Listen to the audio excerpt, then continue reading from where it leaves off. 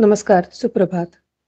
ओम जयंती मंगला काली, भद्रकाली कला कपालिनी, दुर्गा क्षमा शिवा धात्री, स्वाहा स्वधा नमोस्तुते.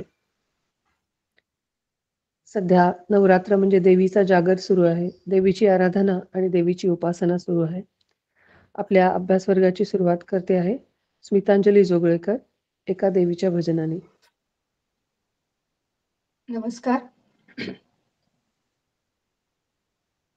ये अंबे भजनाला धावून ये ग, ये अंबे भजनाला धावून ये ग, सुंदर साडी ये अंबे भजनाला धावून ये ग, ये अंबे भजनाला धावून ये ग, सुंदर साडी सावरीत ये ग, चंदेरी काठ त्याचा वरीत ये ग, ये अंबे भजनाला धावून ये ग, गाईन मंगळ गीत तुझे ग, पैंजण खुळ खुळ वाजवित ये ग, ठेक्यावरती ताल माझा ठुमकत ये ग, ये अंबे भजनाला धावून ये ग, वाहिना तुझला हार तुरे ग, चमेली गुलाब चाफा गुंफून सारे ग, बैसोनिया सिंहासनी डोलत ये ग, ये अंबे भजनाला धावून ये ग, लावीन तुझना कुंकुम भाळी, नेसवीन ग तुला साडी आणि चोळी, सौंदर्याचा मोर पिसारा फुलवित ये ग, ये अंबे भजनाला धावून ये ग, तूच तू काळी तुळजापूरची माय भवानी, शोभे वाघावरती, काजळ नैनी तांबुल ओठी ठुमकत ये ग, ये अंबे भजनाला धावून ये ग, सुंदर साडी सावरीत ये ग, ये अंबे भजनाला धावून ये ग, ये अंबे भजनाला धावून ये ग.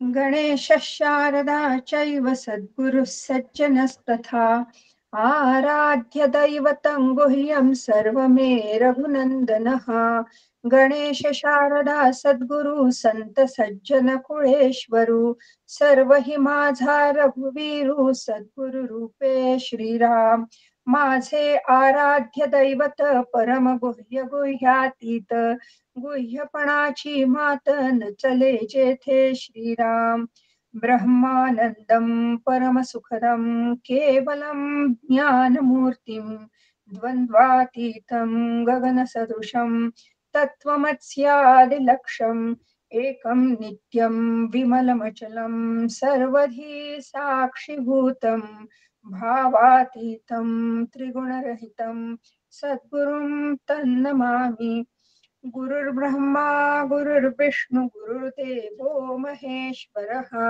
गुरुः साक्षात् परब्रह्म तस्मै श्री गुरवे नमः, अनेन प्रीयतां देवो भगवान् जानकीपतिः, श्रीरामचन्द्रः पूर्वेषाम् अस्माकं कुलदैवतम्, शुकासारिखे पूर्णवैराग्यजाचे, वसिष्ठा परिज्ञान योगेश्वराचे, कवी वाल्मिका सारिखा मान्य ऐसा, नमस्कार माझा सद्गुरु रामदासा, श्रोता वक्ता श्रीराम समर्थ, जय जय रघुवीर समर्थ श्रीराम.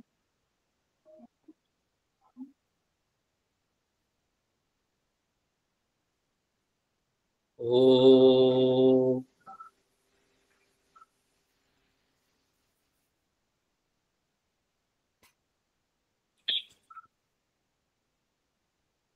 ओम सहना भवतु सहनौ भुनक्तु सह वीर्यं करवावहै तेजस्विनावधीतमस्तु मां विद्विषावहै। ओम शांति शांति शांति। सदाशिवसमारम्भां शङ्कराचार्यमध्यमाम् अस्मदाचार्यपर्यन्तां वन्दे गुरुपरम्पराम्। श्रुतिस्मृतिपुराणानाम् आलयं करुणालयं नमामि भगवत्पादं शङ्करं लोकशङ्करम्। शङ्करं शङ्कराचार्यं केशवं बादरायणं सूत्रभाष्यकृतौ वन्दे भगवन्तौ पुनः पुनः। ईश्वरो गुरुरात्मेति मूर्तिभेदविभागिनी व्योमवद्व्याप्तदेहाय दक्षिणामूर्तये नमः।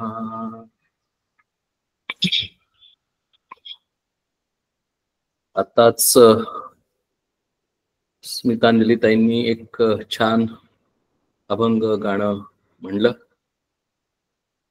अर्थातच हा जो शारदीय नवरात्राचा सण आहे, उत्सव आहे, हे म्हणजे आदिमाया, आदिशक्ती, जगदंबा, तिची जी वेगवेगळी रूप आहेत, तिच्यामध्ये असलेली जी विविधता आहे,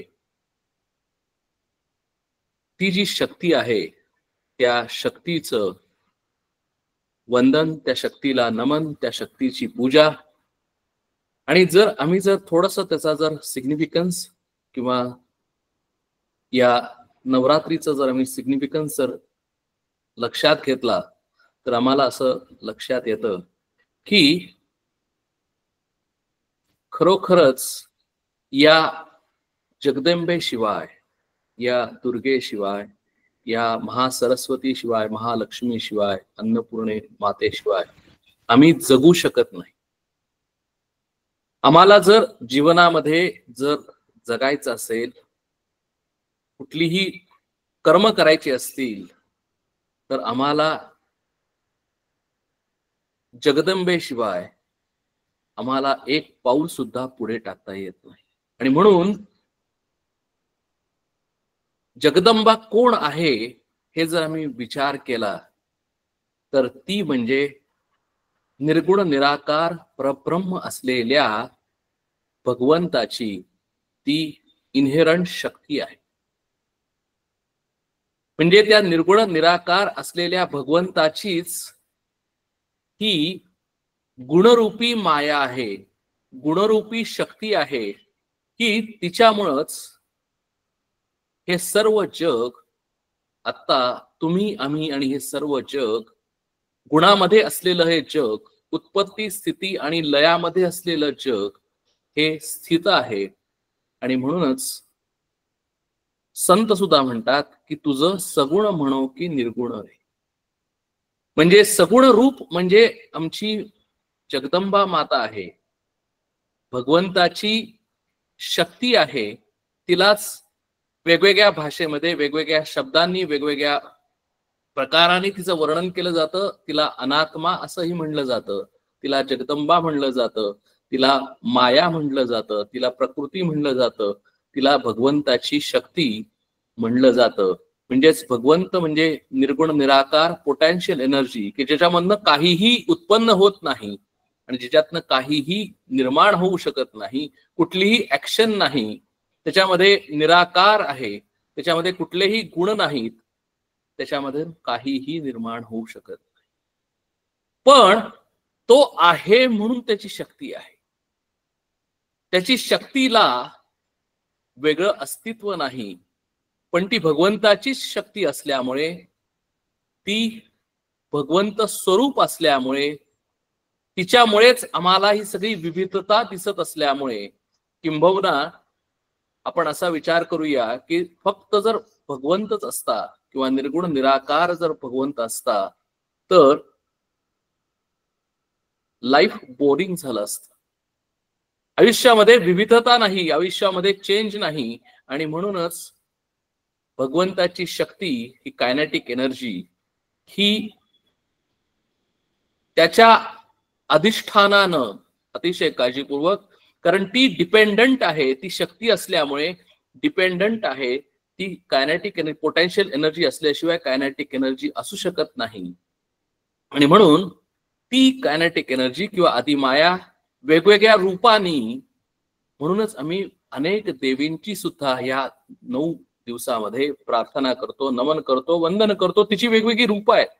ती महासरस्वती असेल, ती शारदा माता असेल, ती महालक्ष्मी असेल, किंवा ती गायत्री असेल, सावित्री असेल, ती अन्नपूर्णा असेल, ती महाकाली असेल, ती महादुर्गा असेल. म्हणजे अनेक रूपानं ती आम्हाला दर्शन देते, नवे नवे आमचं पालन पोषण करते. आणि म्हणूनच ती आमची सगळ्यांची आई आहे.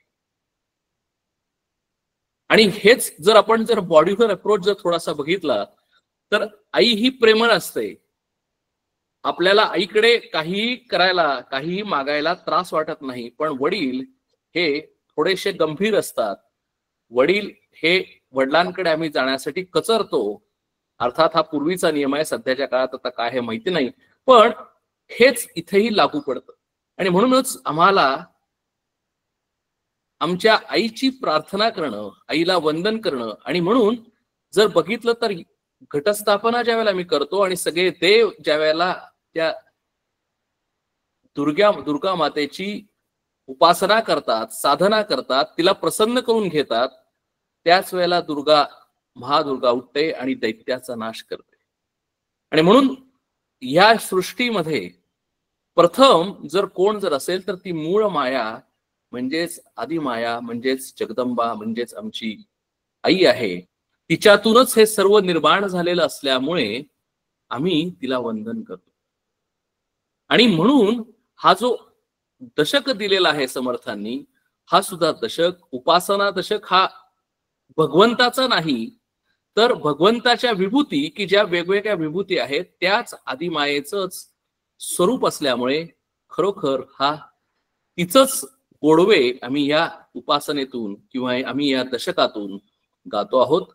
आणि आम्हाला ते कळण्यासाठी, आम्हाला ते समजून येण्यासाठी समर्थांनी वेगवेगळ्या पद्धतीने आम्हाला हे वेगवेगळे समास सांगितलेले आहेत, दिलेले आहेत. ते आपण मागच्या वेळेला सुरुवात केलेली होती. आणि म्हणून त्या सूर्याची उपासना म्हणजेच त्या मातेची उपासना, पंचमहाभूतांची उपासना म्हणजेच त्या मातेची उपासना. आणि म्हणून हा जो विभूती योग समर्थांनी सांगितलेला आहे त्याच्यामध्ये आपण सूर्य उपासना बघितली. म्हणजे आम्ही ज्यावेळेला सूर्याकडे पाहतो त्यावेळेला सूर्यामुळे आम्ही जिवंत राहतो, सूर्याच्या उष्णतेमुळे आम्ही जिवंत राहतो, सूर्याचा प्रकाश आल्यामुळे आम्हाला एनर्जी मिळते. आणि म्हणून आम्ही सर्व कार्य करू शकतो. सकाळी आम्ही झोपून उठल्यानंतर आमच्यामध्ये सुद्धा एनर्जी येते, सूर्य आमच्यामध्ये एनर्जी येतो. म्हणूनच आम्ही त्याला सूर्यदेव असं म्हणतो, आदित्य असं म्हणतो. म्हणजे नाव जरी आदित्य असेल तरी जर त्याचा बारकाईने विचार केला तर ती सूर्य आदित्य हा देव म्हणजेच तो आदिमायेपासूनच उत्पन्न झालेला देव आहे. आणि म्हणून सगळ्याच मूळ माया, प्रत्येक ब्रह्मा विष्णू महेश हे सुद्धा देव, हे सुद्धा त्या शक्तीमधूनच निर्माण झालेले आहे. आणि म्हणून आमचं ज्यावेळेला आम्ही जीवन जगत असतो त्यावेळेला आमचं जीवन हे पूर्णपणे भगवंतमय व्हावं. प्रत्येक ठिकाणी आम्हाला भगवंत दिसावा, प्रत्येक ठिकाणी आम्हाला भगवंताची शक्ती दिसावी, प्रत्येक ठिकाणी आम्हाला आमचं आईचं दर्शन व्हावं. आम्ही जीवनामध्ये जगत असताना फक्त सूर्याकडे सूर्य म्हणून पाहू नये. आम्ही पृथ्वीवर चालत असताना आम्ही पृथ्वी म्हणून पाहू नये. आम्ही पाणी पित असताना ते पाणी आम्हाला नदीतून येतं, आमच्या नळातून येतं, एवढंच त्याच्याकडे आम्ही पाहू नये. ते H2O आहे म्हणून पाहू नये. तर ते पाणी हे सुद्धा त्या भगवंताची शक्ती आहे, ते आमचं जीवन आहे. पाणी जर नसेल तर आम्ही जिवंत राहू शकत नाही, म्हणून ती आमची अन्नदात्री आई आहे. अशा पद्धतीने आम्ही जर त्या पाण्याकडे बघितलं, अशा पद्धतीने आम्ही नदीकडे बघितलं, तर आम्हाला सदैव त्या भगवंताची आठवण येईल. नवे नवे आम्ही त्या भावामध्ये, आम्ही त्या शक्तीमध्ये राहू. नुसतं नदी किंवा आप नाही, त्याच्यानंतर अग्नी येतो. आपण ते तिन्ही समास आज आपण पाहणार आहोत. अग्नी आणि त्याच्यानंतर येणारं वायू, हे तिन्ही जे आज आपण समास पाहणार आहेत, आप, अग्नी आणि वायू, हे तिन्ही समास म्हणजे खरं तसं बघायला गेलं तर आमच्या आयुष्यामध्ये नेहमी सकाळी उठल्यापासून रात्री झोपेपर्यंत अनेक वेळेला आम्ही ह्या गोष्टींचा वापर करतो. हे आम्ही त्यांचा उपयोग केला नाही तर आम्ही जिवंत राहू शकत नाही. पण आम्ही आज या भौतिक जगामध्ये, टेक्नॉलॉजीच्या जगामध्ये इतके हरवून गेलेलो आहोत की आम्ही त्याच्याकडे त्या दृष्टिकोनातनं पाहतच नाही. आमची पाहण्याची दृष्टी ही इतकी जड झालेली आहे, इतकी स्थूल झालेली आहे. We take things for granted. आणि आमच्यामध्ये तेवढा एक संवेदनाशीलपणा आमच्या मनामध्ये तो नसल्यामुळे आम्ही पाण्याला पाणी म्हणतो, अग्नीला अग्नी म्हणतो आणि वायूला वायू म्हणतो. याच्या व्यतिरिक्त आमची गाडी पुढे जात नाही.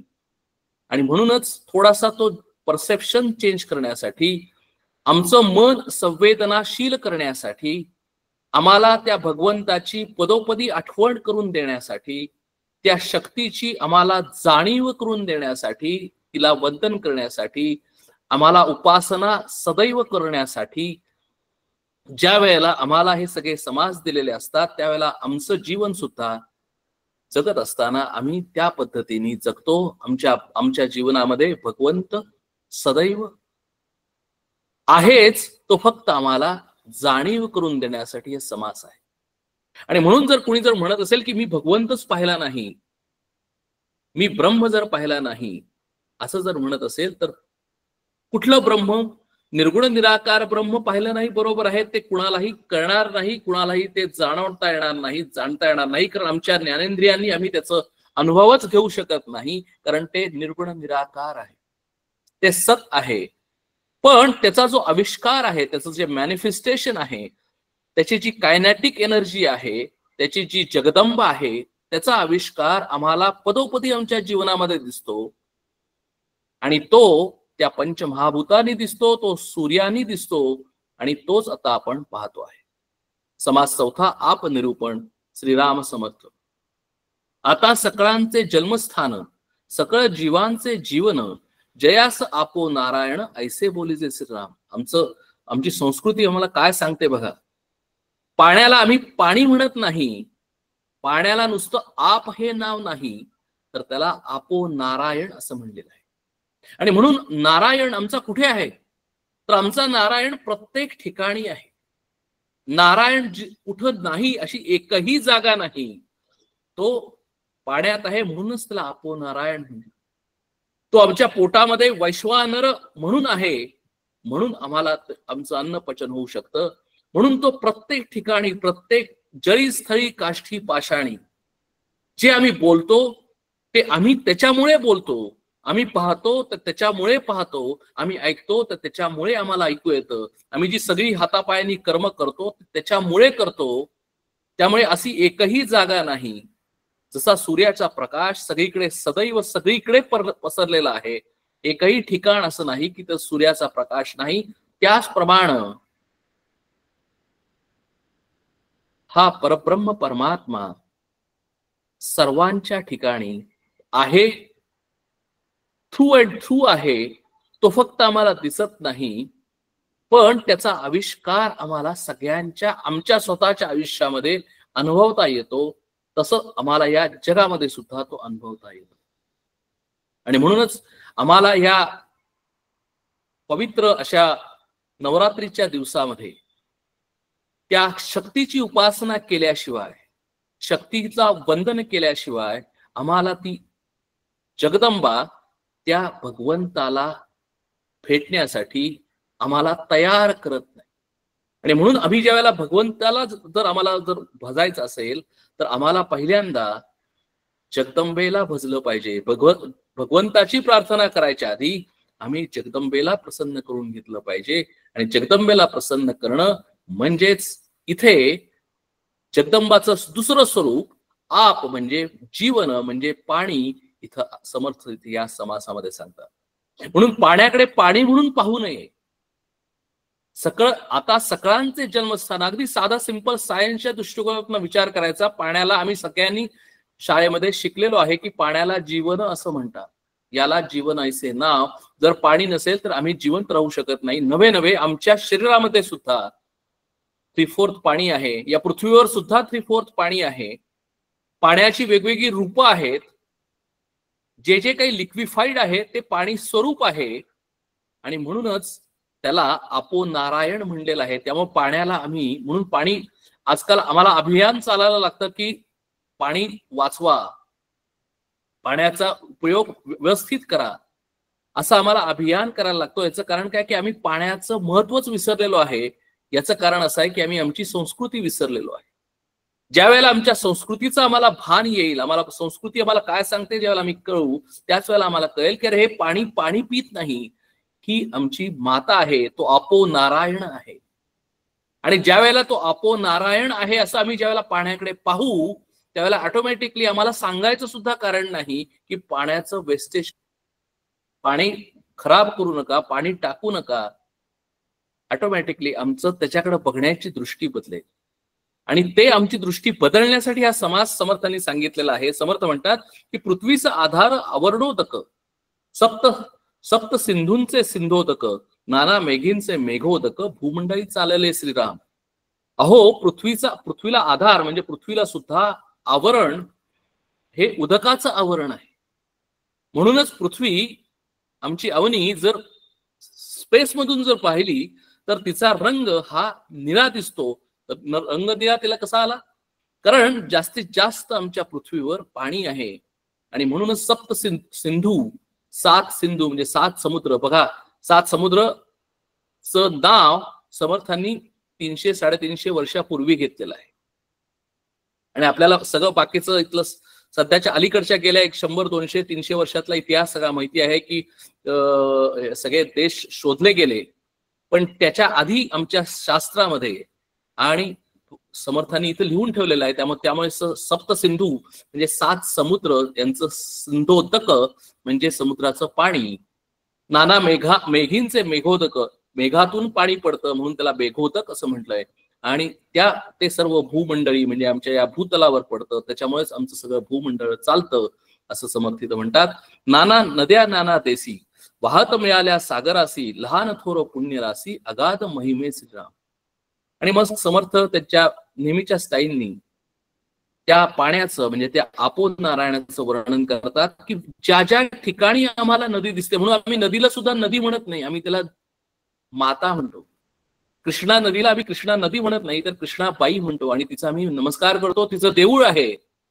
गंगा माता म्हणतो, गंगा मैया म्हणतो, नर्मदा मैया म्हणतो. कारण का की त्यांच्यामुळे आम्ही जिवंत आहोत. त्यांनी आम्हाला जीवन दिलेलं आहे. वेगवेगळ्या देशामध्ये वेगवेगळ्या नद्या आहेत आणि त्या सगळ्या सागराला मिळालेल्या आहेत. हे सुद्धा आमच्या संस्कृतीमध्ये आहे की नद्या सुद्धा त्यांचं डेस्टिनेशन काय आहे तर सागराला मिळालं. सागर म्हणजे काय तर पोटॅन्शियल एनर्जी आणि नदी म्हणजे काय तर कायनेटिक एनर्जी. आणि म्हणून ज्यावेळेला आम्ही सागराकडे बघतो त्यावेळेला त्याचं अथांग जे नेचर आहे सागराचं, that is equivalent to our आत्मा, परमात्मा, की ज्याला आकार आणि उकार जर बघितलं तर प्रचंड आहे. त्याचा अथांग समुद्र आहे, तो आम्हाला त्याचा थांग सुद्धा लागत नाही. पण नदी कायनेटिक एनर्जी असल्यामुळे नदी ही वाहत असते, कंटिन्युअस वाहत असते. आणि पण ती कुठे मिळते? सागराला मिळते. What is the destination? तिला सुद्धा कायनेटिक एनर्जीला सुद्धा what is the resting time, resting place? तिला तिथे पोटॅन्शियल एनर्जी मध्ये. आणि म्हणून आमच्या सगळ्यांचा प्रवास कसा आहे? आम्ही आता कायनेटिक दिसतो आहोत, आम्ही सगळं कर्म करतो आहोत, पण आम्हाला सुद्धा एक ना एक दिवस त्या सागराला मिळायचं आहे. म्हणजेच त्या भगवंताला आम्ही एकरूप व्हायचं आहे. आणि तो भगवंत कसा आहे? तो निर्गुण निराकार आहे. लहान थोर पुण्यरासी अगाध महिमे श्रीराम. नद्या पर्वतीहून कोसळल्या, नाना साकडीमध्ये रिचवल्या, धबाबा खळाळा चालल्या, असंभाव्य श्रीराम. म्हणून हे सगळं शक्तीचं वर्णन आहे बघा. नदी कधीही स्थिर नसते, स्थिर नदी राहूच शकत नाही. म्हणून नदीचं वर्णन करताना समर्थ म्हणतात की नद्या पर्वतीवरून कोसळल्या, पर्वतावरून त्या कोसळल्या, नाण्या साकडीमध्ये रिचवल्या, धबाबा खळाळा चालल्या, असंभाव्य श्रीराम.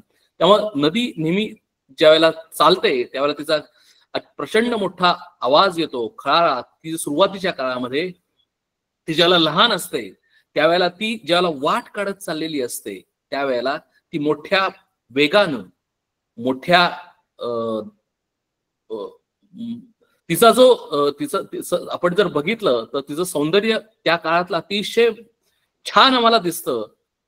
आणि त्याचं वर्णन करताना समर्थ म्हणतात की ती कधी धबधब्याप्रमाणे धावते, कधी खळाळा धावते, आणि नंतर ती ज्यावेळेला एका ठराविक मॅच्युअर झाल्यानंतर ती शांत होते. म्हणून आमच्या कराडमध्ये ती आल्यानंतर संथ वाहते कृष्णाबाई असं म्हटलेलं आहे. कूप बावी सरोवरे, उदंड तळी थोर थोरे, निर्मळे उचंबळी नीरे, नाना देसी श्रीराम. म्हणून कूपामधलं म्हणजे विहिरीतलं पाणी असेल, सरोवरातलं पाणी असेल, तळ्यातलं पाणी असेल, ते पाणी पाणीच आहे. निर्मळे उचंबळे ते निरे, नाना देसी. अनेक वेगवेगळ्या देशातला, आता अमेझॉन मध्ये अमेझॉन रिव्हर असेल ते सुद्धा पाणीच आहे. म्हणजे कुठल्याही देशामध्ये जर म्हणली आणि ते जर पाणी जर असेल तर ते पाणी एकच आहे. म्हणजे आमचं शास्त्र, आमचं जे संस्कृती आहे ती फक्त भारतापुरती मर्यादित नाही, तर ती नेहमी पृथ्वीला सामावून घेते. पृथ्वीवर जे जे काही आहे त्याला सामावून घेते.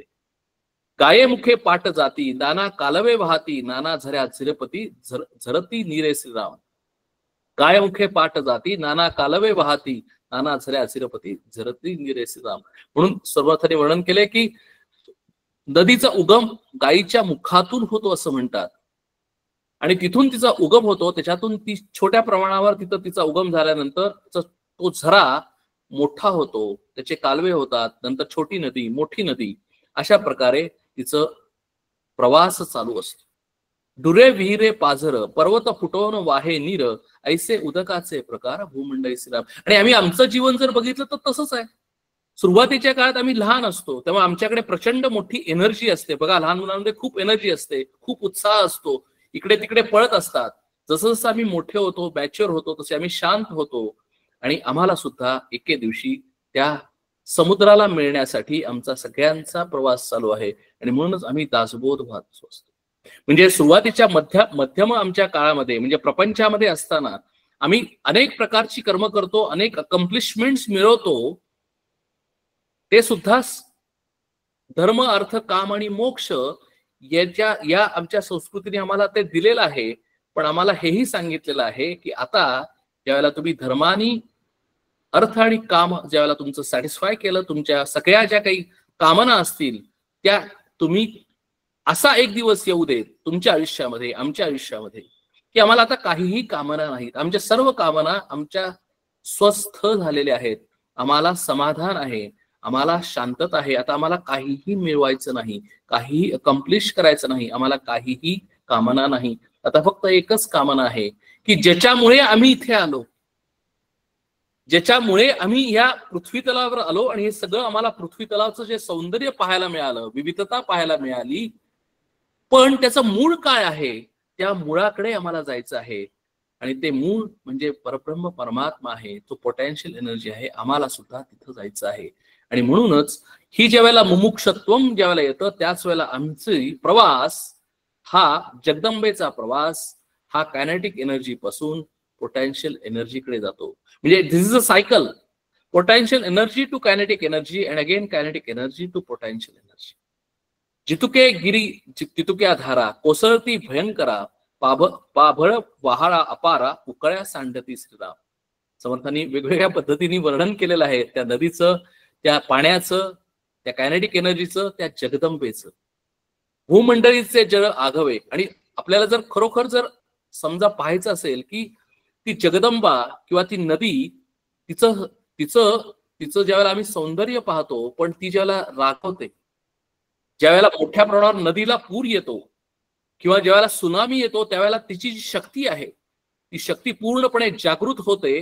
त्यावेळेला आम्ही तिच्या जवळ सुद्धा जाऊ शकत नाही, अशी ती नदी आहे. म्हणून ती जगदंबाच आहे, ती दुर्गाच आहे, हे आम्ही कधीही विसरता कामा नये.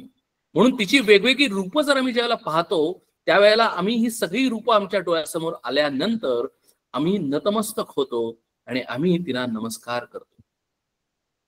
भूमंडळीचे जळ आघवे किती म्हणून सांगावे, नाना कारंजी आणावे बांधोनी पाणी सिरा. म्हणून समर्थ म्हणतात की भूमंडळीचं किती वेगवेगळ्या प्रकारचं पाणी आहे, किती म्हणून सांगावं. कारंजी आहेत, धरणं आहेत, नदी आहे, सरोवर आहे, तरी आहे, धबधबा आहे, डोहोळ डवंके खबाडी टाकी, नाना गिरिकंदरी अनेकी, नाना जळे नाना लोकी, वेगळाली श्रीराम. अनेक प्रकारची वेगवेगळ्या पद्धतीचे गिरिकंदर, डोंगर दऱ्यामध्ये, पर्वतांमध्ये अनेक प्रकारचे आम्हाला ते पाण्याचं, त्या आपाचं किंवा त्या जगदंबेचं वेगवेगळं स्वरूप आम्हाला पाहायला मिळतं. त्या तीर्थक्षेत्राला आम्ही जातो. म्हणून तीर्थे एकाहून एक, महापवित्र पुण्यदायक, अगाध महिमा शास्त्रकारक, बोलून गेले श्रीराम. म्हणून आम्ही तीर्थक्षेत्राला का जातो, आम्ही तीर्थाटनाला का जातो, कारण तिथे आम्हाला, आणि त्याला तीर्थ का म्हणलंय, त्याला पाणी म्हणलेलं नाही, H2O म्हणलेलं नाही, कारण त्याला तिथे त्या ठिकाणी संतांचं वास्तव्य आहे, तिथे देवांचं वास्तव्य आहे, तिथे मातेचं वास्तव्य आहे, आणि म्हणून त्याला तीर्थक्षेत्र असं म्हणलेलं आहे. त्याच पाण्याला ज्यावेळेला मी प्रसाद म्हणून घेतो, त्यावेळेला ते तीर्थ होतं, पवित्र होतं, मंगल होतं. म्हणून हे शास्त्र आम्ही कधीही विसरता कामा नये. नाना तीर्थांची पुण्योदके, नाना स्थळोस्थळी शीतळोदके, तैसीच नाना उष्णोदके, ठाई ठाई श्रीराम. ते पाणी असेल तीर्थक्षेत्राला, त्याला कधी ते थंड असेल, कधी उष्ण असेल. म्हणजे आपल्याला सगळ्यांना माहिती आहे की उष्ण झरे असतात, उष्ण, आणि तिथे पवित्र झरे असतात.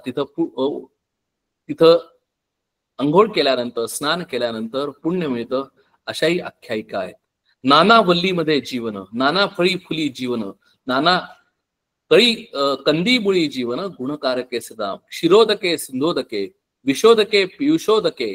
म्हणजे ते क्षीर म्हणजे क्षीरसागर पण असतो, म्हणजे कुठला दुधाचा सागर असतो, पाण्याचा सिंधोदक असतो, विशोदक म्हणजे नुसतं पाणी हे दरवेळेला अमृतच असेल असं नाही, जर ते विषरूपी असेल तर ते सुद्धा पाणीच आहे. म्हणजे पाण्याला गुण आहेत, चांगलं किंवा वाईट. म्हणून बघा, ज्या ज्या वेळेला शक्तीचं वर्णन केलं जातं, त्यावेळेला शक्तीला 2 अंग आहेत, चांगलं आणि वाईट, सत्व, रज आणि तम. आणि म्हणून विविधता का आहे शक्तीमध्ये, तर शक्तीमध्ये ही सर्व प्रकारची सत्व गुण असल्यामुळे, 3 गुण असल्यामुळे तिच्यामध्ये चांगलंही आहे आणि वाईट आहे. म्हणून ज्यावेळेला बऱ्याच वेळा हा प्रश्न विचारला जातो की अरे, जर देव जर असेल तर तो वाईट का करतो, तर त्यावेळेला कर्मसिद्धांत येतो. कर्मसिद्धांत कुणाला लागू आहे की ज्या वेळेला आम्ही या भूतलावर येतो, भूमंडळावर येतो, आणि तो जो नियम आहे, तो नियम आमच्या मातेनी तयार केलेला आहे, आणि त्या मातेनीच की जिची स्वतःच सत्व रज तम आहेत, तिची 3 गुण आहेत, ते गुण आमच्यातही आलेले आहेत, कारण आम्ही त्या मातेमधून निर्माण झालेलो आहोत. म्हणून मातेचे जे काही गुण आहेत ते आमच्यातही आलेले आहेत. बघा, जर म्हणून माता सुद्धा पंचमहाभूतांची बनलेली आहे, आणि म्हणून आम्ही सुद्धा पंचमहाभूतांचे. आणि म्हणून आम्ही ज्यावेळेला आपाचं वर्णन करतो, त्यावेळेला आप हे नुसतं पंचमहाभूतातलं एक भूत नाही, तर ते आमच्या मातेचं त्याचं एक रूप आहे, असं आम्ही पाहिलं पाहिजे, असं आम्ही जाणवलं पाहिजे.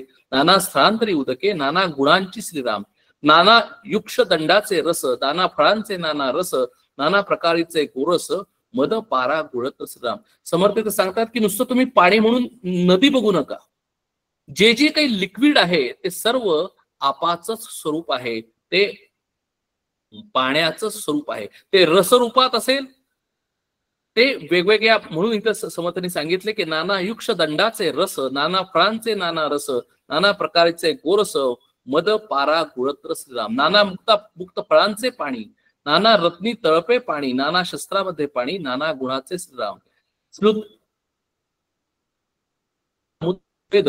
नाना उदकाचे नाना भेद विवरून पाहता विशत होत जाते सदा. म्हणून समर्थ म्हणतात की जर विचार करता आपल्याला लक्षात येतं की शुक्लित, श्रोणित, लाळ, मूत्र, स्वेद हे जे सगळे जे प्रकार आहेत हे पाण्याचेच प्रकार आहेत. नवे नवे पाण्यातूनच हे निर्माण झालेले आहेत. त्याला वेगवेगळी नावं आहेत, त्याला वेगवेगळे त्याचं स्वरूप आहे. नाना उदकाचे नाना भेद. पण आम्हाला हे सगळे भेद वाटतात बघा. म्हणजे म्हणून की आम्हाला जरी प्रत्येक ठिकाणी हाच मॉड्युलर अप्रोच येतो की अभेदातून म्हणजे भेदातून अभेदत्व, नानात्व, विविधत्व, अनेकत्वामधून एकत्व, हे जे आमच्या शास्त्रामध्ये सांगितलेलं आहे ते आम्ही प्रत्येक ठिकाणी आम्हाला हे जाणवतं, हे आम्हाला दिसतं.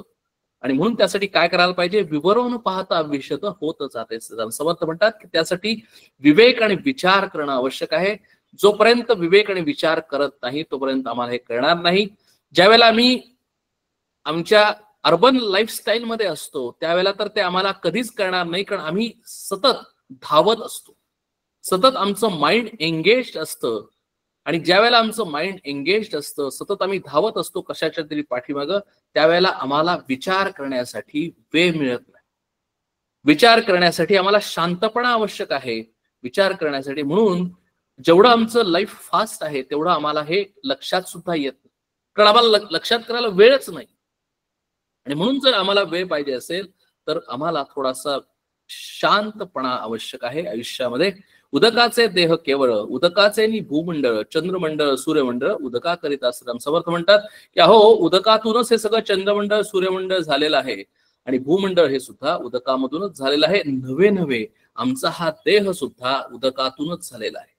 क्षारसिंधू, क्षीरसिंधू, सुरासिंधू, आज्य सिंधू, दधी दधी सिंधू, युक्ष रस सिंधू, शुद्ध सिंधू उदकाचा श्रीराम. वेगवेगळ्या प्रकारचे सिंधू समुद्र सांगितले समर्थांनी.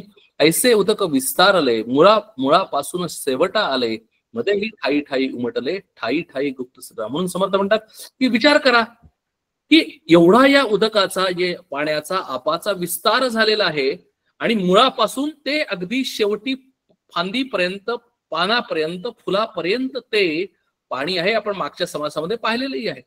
त्यामुळे मध्ये मध्ये प्रत्येक ठिकाणी पाण्याशिवाय काहीही नाही असं आम्हाला लक्षात येईल.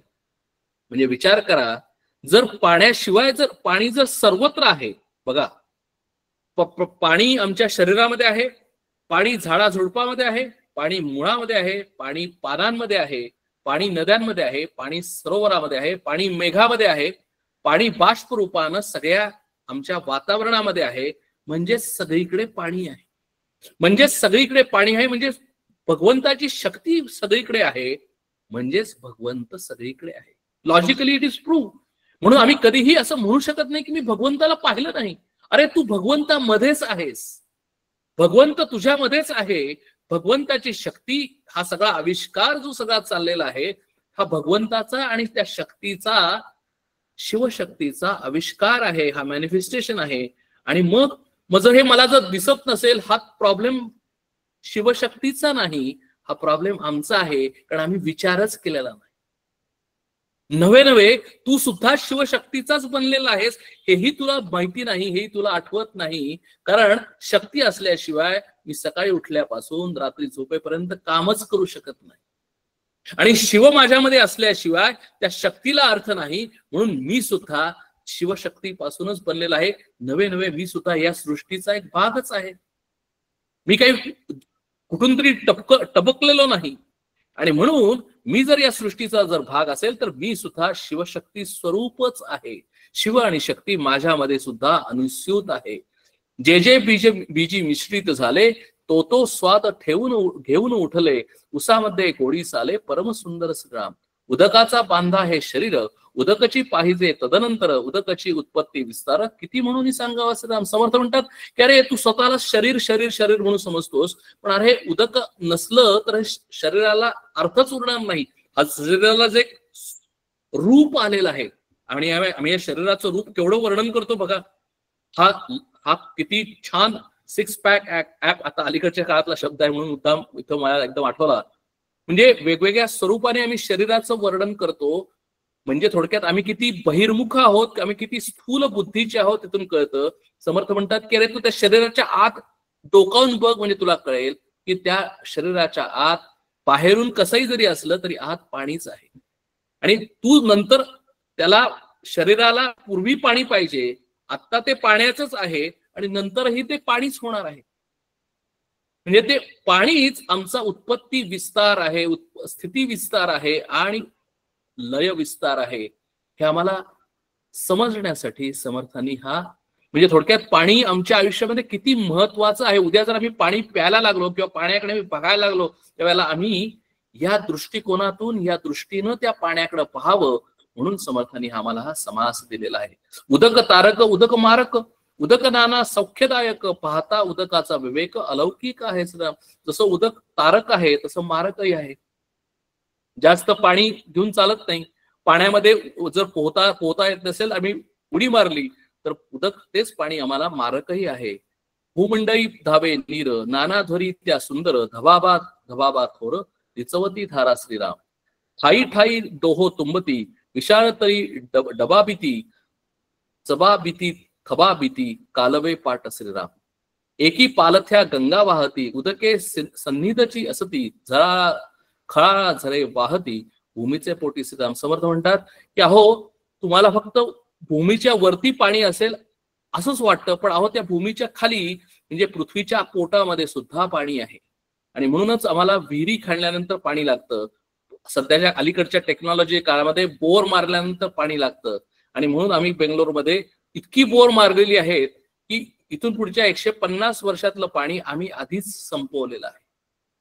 भूगर्भी टोहो भरले कोणी देखिले ना ऐकले ठाई ठाई झोविरी झाले विद्युलतांचे श्रीराम. पृथ्वी तरी पाणी भरले पृथ्वीमध्ये पाणी खेळे पृथ्वी प्रगटले उदंड पाणी श्रीराम. स्वर्ग मृत्यू पाताळी एक नदी तीन ताळी मेघोदक अंतराळी वृष्टी करी श्रीराम. अहो त्या मेघामध्ये सुद्धा पाणी आहे. पृथ्वीचे मूळ जीवन जीवनाचे मूळ दहन दहनाचे मूळ पवन थोराहून थोर श्रीराम. त्याहून थोर परमेश्वर महद्भूतांचा विचार त्याहून थोर परात्पर परब्रह्म जाणावे श्रीराम. इति श्री दासबोधे गुरुशिष्य संवादे आप निरूपण नाम समास चौथा. म्हणून समर्थ परत एकदा समाजाचा शेवट करताना आम्हाला परत सांगतात की आम्ही त्या पाण्याला आपाला त्या आमच्या जीवनाला त्या आमच्या मातेला नमस्कार करायचा आहे, तिला वंदन करायचं आहे, तिचं वेगवेगळं रूप पाहायचं आहे. त्या रूपांमध्ये अचंबित होऊन या जीवनामध्ये जगत असताना मजा सुद्धा लुटायची आहे. पण हे सगळं करत असताना त्या आपाचं मूळ कोण आहे तर तो आम्ही परमेश्वर विसरता कामा नये. म्हणून त्याहूनही थोर परमेश्वर या आपाचा परमेश्वर कोण आहे? महद्भूतांचा महद्भूत हे त्या आपाचं भूत आहे. म्हणजे परात्पर म्हणजे आणि त्याचा परात्पर म्हणजे बघा सगळ्या भूतांचं महत्वाचं कोण आहे तर त्यांनी महद्भूत असं म्हणलेलं आहे. आणि महद्भूतांचं श्रेष्ठ कोण आहे तर परात्पर म्हणजे परब्रह्म जाणावे. म्हणून सगळ्यात श्रेष्ठ कोण? परब्रह्म की जो निर्गुण निराकार आहे, पोटेन्शियल एनर्जी आहे. त्याच्यातूनच हे सगळं निर्माण झालेलं असल्यामुळे ज्या वेळेला आम्ही आदिमायेला नमस्कार करतो त्यावेळेला आदिमाया ज्याची अनुस्यूत असणारी शक्ती आहे त्या परब्रह्म परमात्म्याला त्या भगवंताला सुद्धा जाणावं असं इथं समर्थ सांगतात.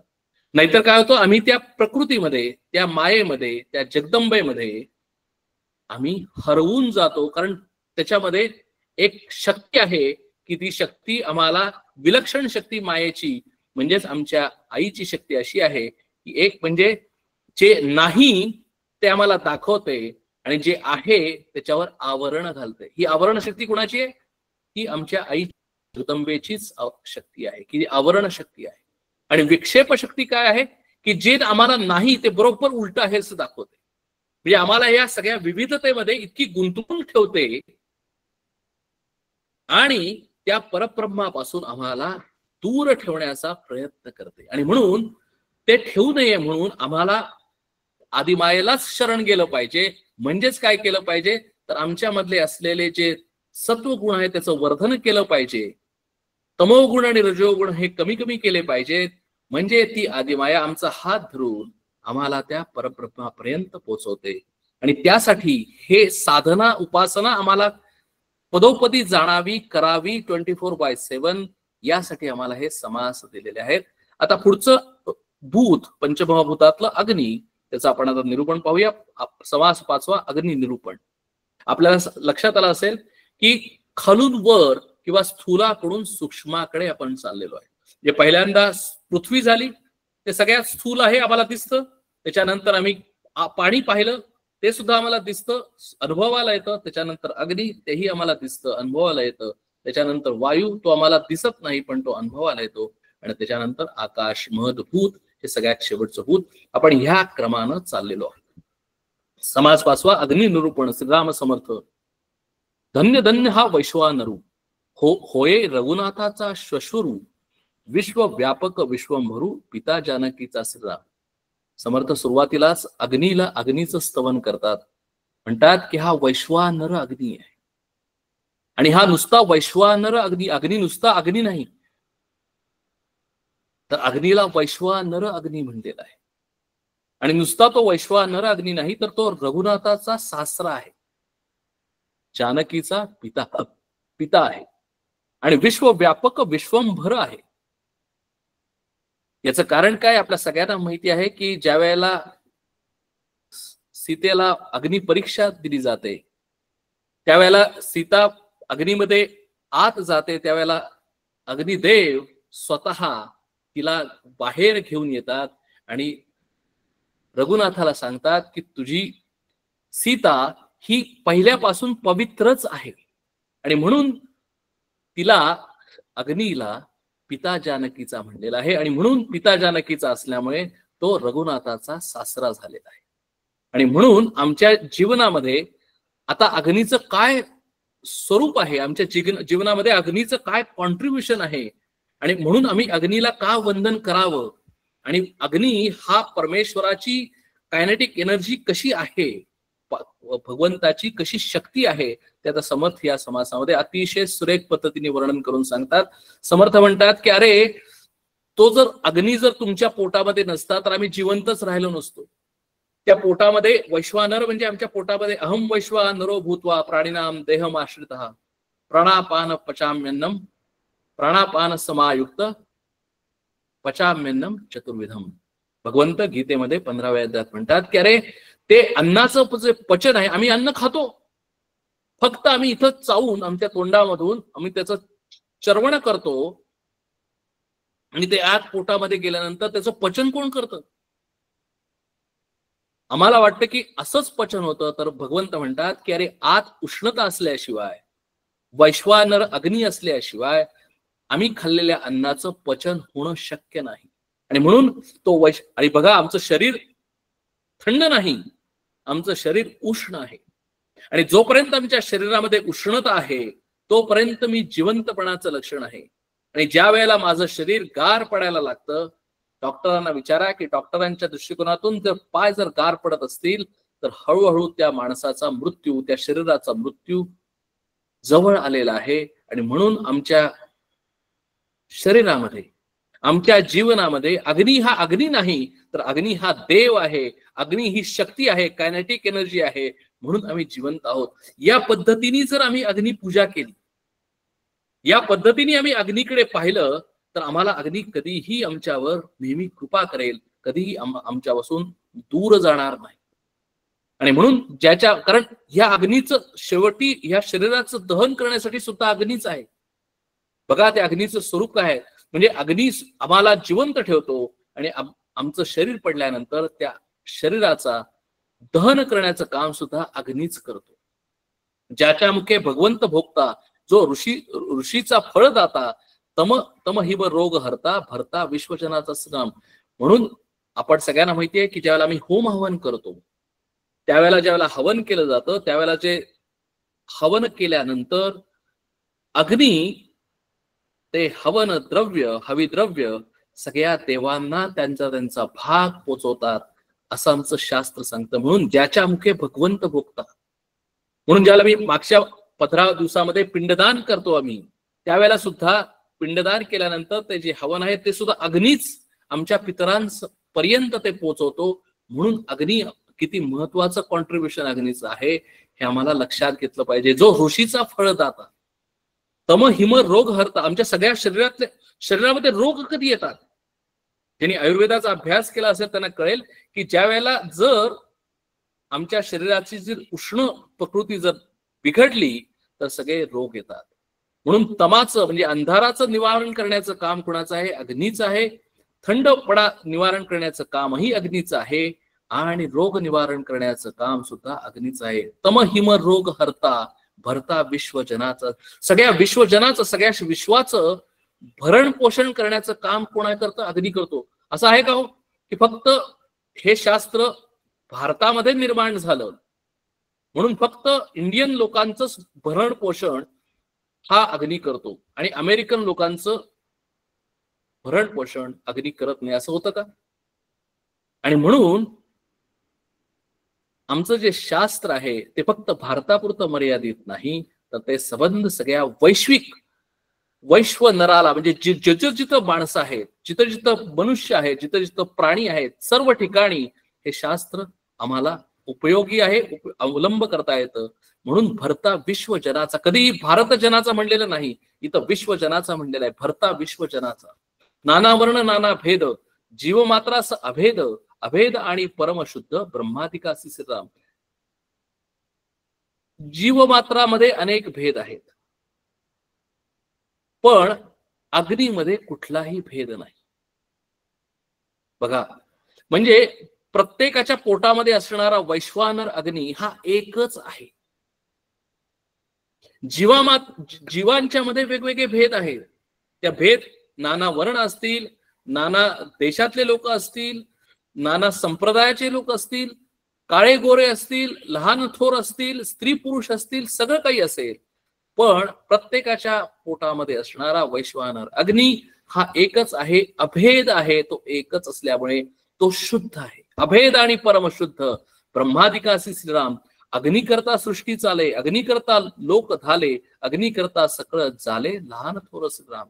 म्हणून अग्नीमुळे आम्ही आहोत. अग्नीमुळे ही सृष्टी चालते. अग्नीमुळे हे सर्व लोक इथे काम करू शकतात.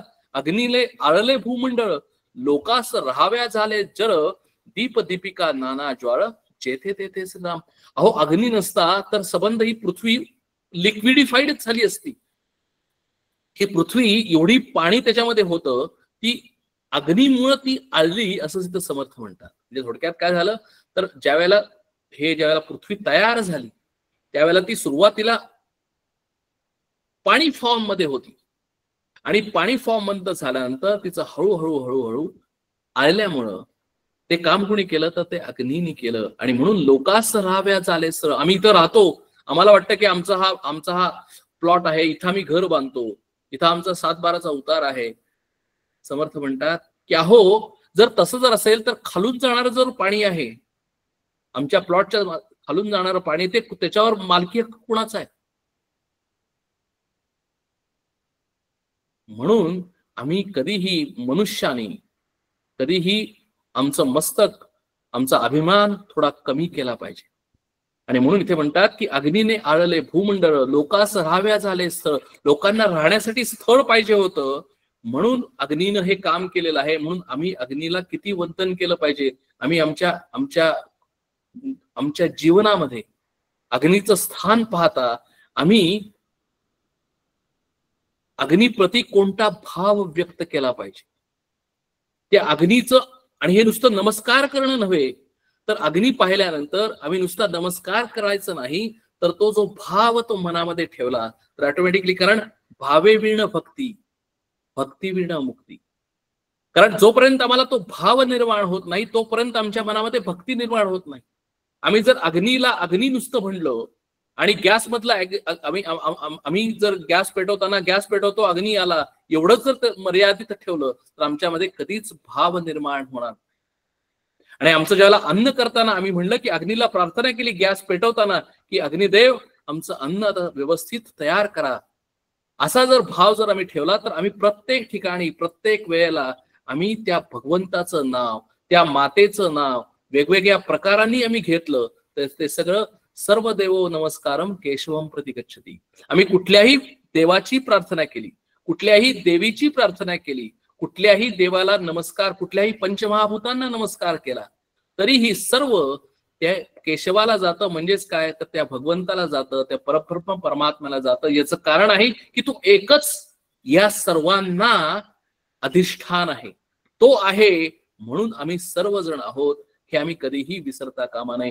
आम्ही फक्त ह्या सगळ्या या विविधतेमध्ये आम्ही विसरतो, आम्हाला त्या भगवंताचं विसर पडतो. पण जर आम्ही या वेगवेगळ्या विभूतींच्या मार्फत वेगवेगळ्या ठिकाणी जर आम्ही प्रत्येक ठिकाणी जर बघितलं, तर आम्हाला प्रत्येक ठिकाणी अहम ब्रह्मास्मी सर्वम खल्विदम ब्रह्म हा अनुभव आल्याशिवाय राहणार नाही. कारण आम्ही पाणी पितोय, आम्ही काय पितोय? आम्ही पाणी पित नाही, आम्ही ब्रह्म पितोय. आम्ही अन्न खातोय, आम्ही अन्न खात नाही, आम्ही ब्रह्म खातोय. आम्ही अन्न पचवतोय, नाही, तो वैश्वानर ब्रह्म आमचं अन्न पचवतोय. आम्ही पाहतोय, नाही, आम्ही या सृष्टीला पाहत नाही, तर आम्ही परब्रह्म पाहतोय. सगळीकडे त्या परब्रह्मचा आविष्कार आहे. आम्ही पाणी पितोय, नाही, आम्ही त्या परब्रह्माला पितोय. आम्ही वायू म्हणजे या वायूमध्ये संचार करतोय, नवे तो प्राणवायू म्हणजेच परब्रह्म आहे. त्याच्यामुळेच तर तो फक्त आम्ही जिवंत राहिलेलो आहोत. अशा पद्धतीने जर आम्ही जगलो, तर आम्हाला सांगा की मी त्या भगवंतापेक्षा दूर आहे का हो? भगवंत आणि मी याच्यामध्ये काहीतरी अंतर आहे का हो? मला देवळामध्ये जाऊन त्या भगवंताला नमस्कार करायला पाहिजे का हो? कारण मी प्रत्येक ठिकाणी उठता बसता खाता पिता येन केन प्रकारेण मी त्या भगवंताला म्हणजेच त्याच्या शक्तीला म्हणजेच त्या देवीला म्हणजेच त्या जगदंबेला वेगवेगळ्या फॉर्म मध्ये, वेगवेगळ्या रूपामध्ये, वेगवेगळ्या पद्धतीने मी तिचं वंदन करतो, मी तिचा भाव ठेवतो, मी तिचं स्मरण ठेवतो. मी माझ्यामध्ये ग्रॅटिट्यूड आहे. आणि म्हणून ज्या वेळेला असा ग्रॅटिट्यूड असं स्मरण केलं जातं, तेच खरं नामस्मरण आहे. त्याच्यासाठी मला माळ घेऊन स्मरण करायसाठी लागणारच नाही, कारण मला प्रत्येक ठिकाणी 24 तास माझं नामस्मरण चालू आहे. आणि ज्या वेळेला 24 तास असं माझं नामस्मरण चालू आहे, म्हणजेच काय आहे तर ते आता वैखरी नाम नाही, तर ते आपल्या सगळ्यांना 4 प्रकारचं नाम माहिती आहे. तर ते परापश्यंती राम हमारा जप करे हम बैठे आरा, अशी अवस्था प्राप्त होते. आणि ती अवस्था प्राप्त होण्यासाठी उपासना या समासातून आम्हाला सांगितले. These are all implementable. हे इम्प्लिमेंटेशन करणं शक्य आहे, कारण आम्हाला पाणी दिसतं, आम्हाला अग्नी दिसतो, तो आम्हाला वायू दिसतो. आणि आम्हाला या दृष्टिकोनातून जर आम्ही विचार केला, तर आम्ही सदैव 24/7 सदा सर्वदा आमची उपासना, आमचं नामस्मरण चालू राहील. पोटामध्ये जठराग्नी तेणे क्षुधा लागे जनी, अग्नी करता भोजनी रुची येते. श्रीराम समर्थ म्हणतात की अरे पोटामध्ये जठराग्नी, आपण मगाशी बघितलं वैश्वानर आहे, म्हणून तर आम्हाला तहान लागते, आम्हाला भूक लागते. आणि म्हणून आम्ही भोजन घेतल्यानंतर आम्हाला रुची प्राप्त होते. अग्नी सर्वागी व्यापक, उष्ण राहे कुणी एक, उष्ण नसता सकळ लोक मरोन जाती. श्रीराम आपण मगाशी बघितलं, जर शरीर जर उष्ण नसेल तर आम्ही जिवंतही राहू शकत नाही. आधी अग्नी मंद होतो, पुढे प्राणी तो नासतो, ऐसा हा अनुभव येतो प्राणी मात्र असे. श्रीराम ज्यावेळेला शरीरातला अग्नी मंद मंद होतो, त्यावेळेला तो प्राणी जिवंत राहू शकत नाही. हा सगळ्यांचा अनुभव आहे. This is common sense, this science. म्हणून समर्थांनी इथं सायन्स इथं सगळीकडे आणलेलं आहे की निदान या सायन्सच्या दृष्टिकोनातून आम्हाला जोपर्यंत, कारण परब्रह्म परमात्म्याचा आम्हाला अनुभव येऊ शकत नाही, कारण तो निर्गुण निराकार आहे. पण आम्हाला या मातेचा, जगदंबेचा, तिच्या वेगवेगळ्या फॉर्मचा अनुभव प्रत्येकाला वेगवेगळ्या प्रकाराने येतो. आणि ज्या वेळेला तो अनुभव येतो, त्यावेळेला आम्हाला कन्व्हिक्शन येतं. आणि म्हणून आम्हाला त्या परमेश्वराबद्दल प्रेम भाव भक्ती निर्माण होतो. असता अग्नीचे बळ शत्रू जिंके तात्काळ, अग्नी आहे तावत काळ जिणे आहे. श्रीराम नाना रस निर्माण झाले, अग्नी करता निपजले, महारोगी आरोग्य झाले निमिष मात्रे. श्रीराम सूर्य सकाळाहून विशेष, सूर्या उपरी अग्नी प्रवेश, रात्र भागी लोक अग्नीस साहे करती. श्रीराम आधी सूर्याचं वर्णन केलं, आता सांगितलं की सूर्यापेक्षा सुद्धा अग्नी जास्त आहे. कारण का की सूर्य लोपल्यानंतर, अंधार पडल्यानंतर अग्नी आहेच. आणि म्हणून रात्री अग्नीला सुद्धा आम्ही नमस्कार करू शकतो. म्हणजे बघा, म्हणजे थोडक्यात काय झालं की आम्ही येन केन प्रकारे दिवसभर जगताना आम्ही सूर्याचं आठवण ठेवतो, सूर्याला नमस्कार करतो. पाणी पिताना भगवंताची आठवण ठेवतो, त्याला नमस्कार करतो, अन्न खाताना त्याला नमस्कार करतो. नंतर अग्नी बघितल्यानंतर प्रत्येक वेळेला आम्ही त्याला नमस्कार करतो. अंत्यज गृहीचा अग्नी आणिला, त्यास दोष नाही बोलिला, सगळा गृही पवित्र झाला वैश्वानर. म्हणून अग्नी कधीही अशुद्ध असू शकत नाही. अग्नी म्हणजे तेज, आणि तेज कधीही अशुद्ध असू शकत नाही. म्हणून अंत्यज गृहीचा अग्नी आणला, त्यास दोष नाही बोलिला. म्हणजे कुठल्याही घराचा अंत्यज ग्रहातून जर अग्नी आणला तर त्याला दोष नाही असं सांगितलं आहे शास्त्रामध्ये सुद्धा. म्हणजे सगळ्यांचाच अग्नी पवित्र आहे, वैश्वानर आहे असं आम्हाला सांगितलेलं आहे. अग्निहोत्र नाना याग, अग्निकरिता होती सांग, अग्नी तृप्त होता मग सुप्रसन्न होतो श्रीराम. म्हणून आम्हाला सुद्धा जेवण झाल्यानंतर मस्त छान वाटतं, प्रसन्न होतो आम्ही. याचं कारण काय की अग्नी आत म्हणजे भोजन केल्यानंतर पोट म्हणजे अग्नी आमचा शांत होतो, तो प्रसन्न होतो. देव दानव मानव अग्निकरित्या चाले सर्व. म्हणजे थोडक्यात इथं सांगितलं की सगळ्यांना अग्नी महत्वाचा आहे, म्हणून अग्निदेव याचं महत्व आम्ही त्याला अग्निदेव म्हणतो. आणि हे महत्व सगळ्यांच्या मध्ये आहे. देव दानव आणि मानव सकळ जनासी उपाव अग्नी आहे श्रीराम. लग्ने करिता थोर थोर नाना दारूचा प्रकार, भूमंडळी यात्रा थोर दारूने शोभती श्रीराम. समर्थ आता अलीकडे पण येतात. अगदीच समर्थ म्हणतात की आम्हाला अगदी पूर्वीची उदाहरणं देत नाही, सध्याच्या काळामध्ये सुद्धा ज्यावेळेला लग्न करतात त्यावेळेला ज्यावेळेला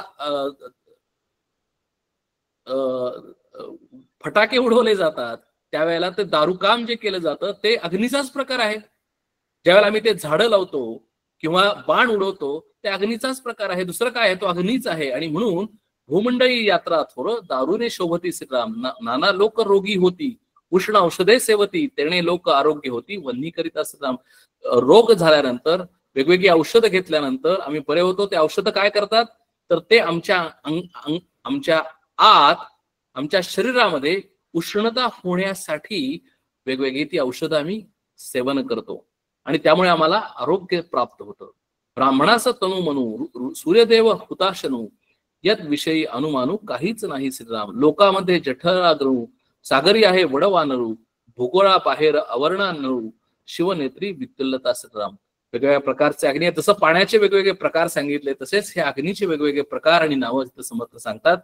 कुपीपासून अग्नी होतो, उंच दर्पणी अग्नी निघतो, काष्ठ मंथनी प्रगटतो, चकमकेने श्रीराम. जर कुणी जर यज्ञ यागामध्ये जर बघितलं असेल तर तिथं अग्नी कसा काळीशपेटीनं अग्नी पेटवला जात नाही, तर दोन लाकडं एकमेकांवर घासून तो अग्नी तयार केला जातो. काष्ठ मंथनी प्रगटतो, चकमकेने श्रीराम. अग्नी सकळा ठाई आहे, कठीण खिसणी प्रगट होय, आग्या सर्पे दग्ध होय, गिरिकंदरी श्रीराम. अग्नी करिता नाना उपाये, अग्नी करिता नाना अपाय, विवेके विण सफल होय, निरार्थक श्रीराम. भूमंडळी लहान थोर, सकळास वन्हीचा आधार, अग्निमुखे परमेश्वर संतुष्ट होय श्रीराम.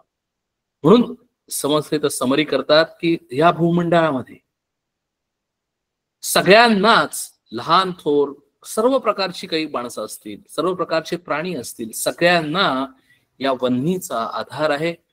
आणि म्हणूनच अग्निमुखे परमेश्वर, म्हणूनच त्या अग्निमुखानी परमेश्वर संतुष्ट होतो. ऐसा अग्नीचा महिमा, बोलिजे तितुके उणी उपमा, उत्तरोत्तर अगाध महिमा अग्निपुरुषाचा. म्हणून अग्निपुरुष असं म्हणलेलं आहे. आणि अग्निपुरुषाचा महिमा इतका थोर आहे की त्याला कुठलीही उपमा देणं शक्य नाही. आणि म्हणून आम्हाला काय करायचं आहे तर नुसतं गुणवे गायचे नाहीत, नुसतं चरित्र पाहायचं नाही, तर आम्हाला त्याच्या प्रति भाव निर्माण झाला की ऑटोमॅटिकली आम्ही त्याच्याकडे पाहताना त्या भावानी पाहतो.